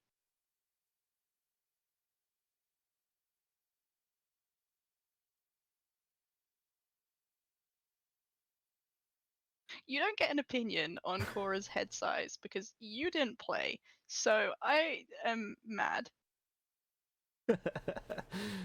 It looks fine, like proportional, I think. I think it's normal. Good answer.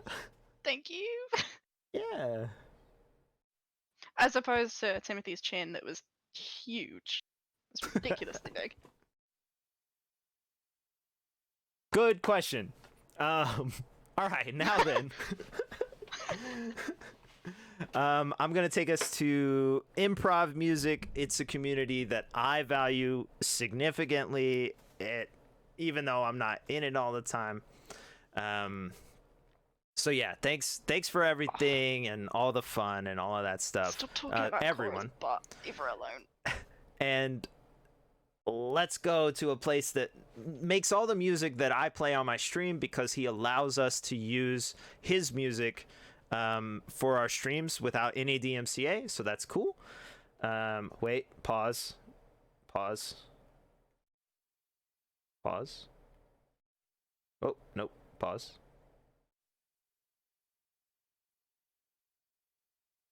Make sure he's on still. All right.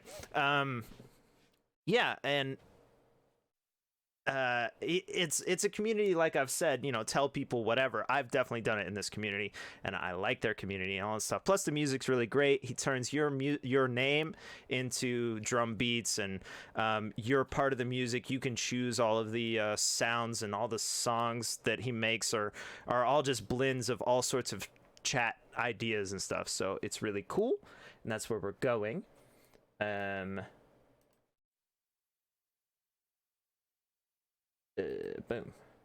Boom.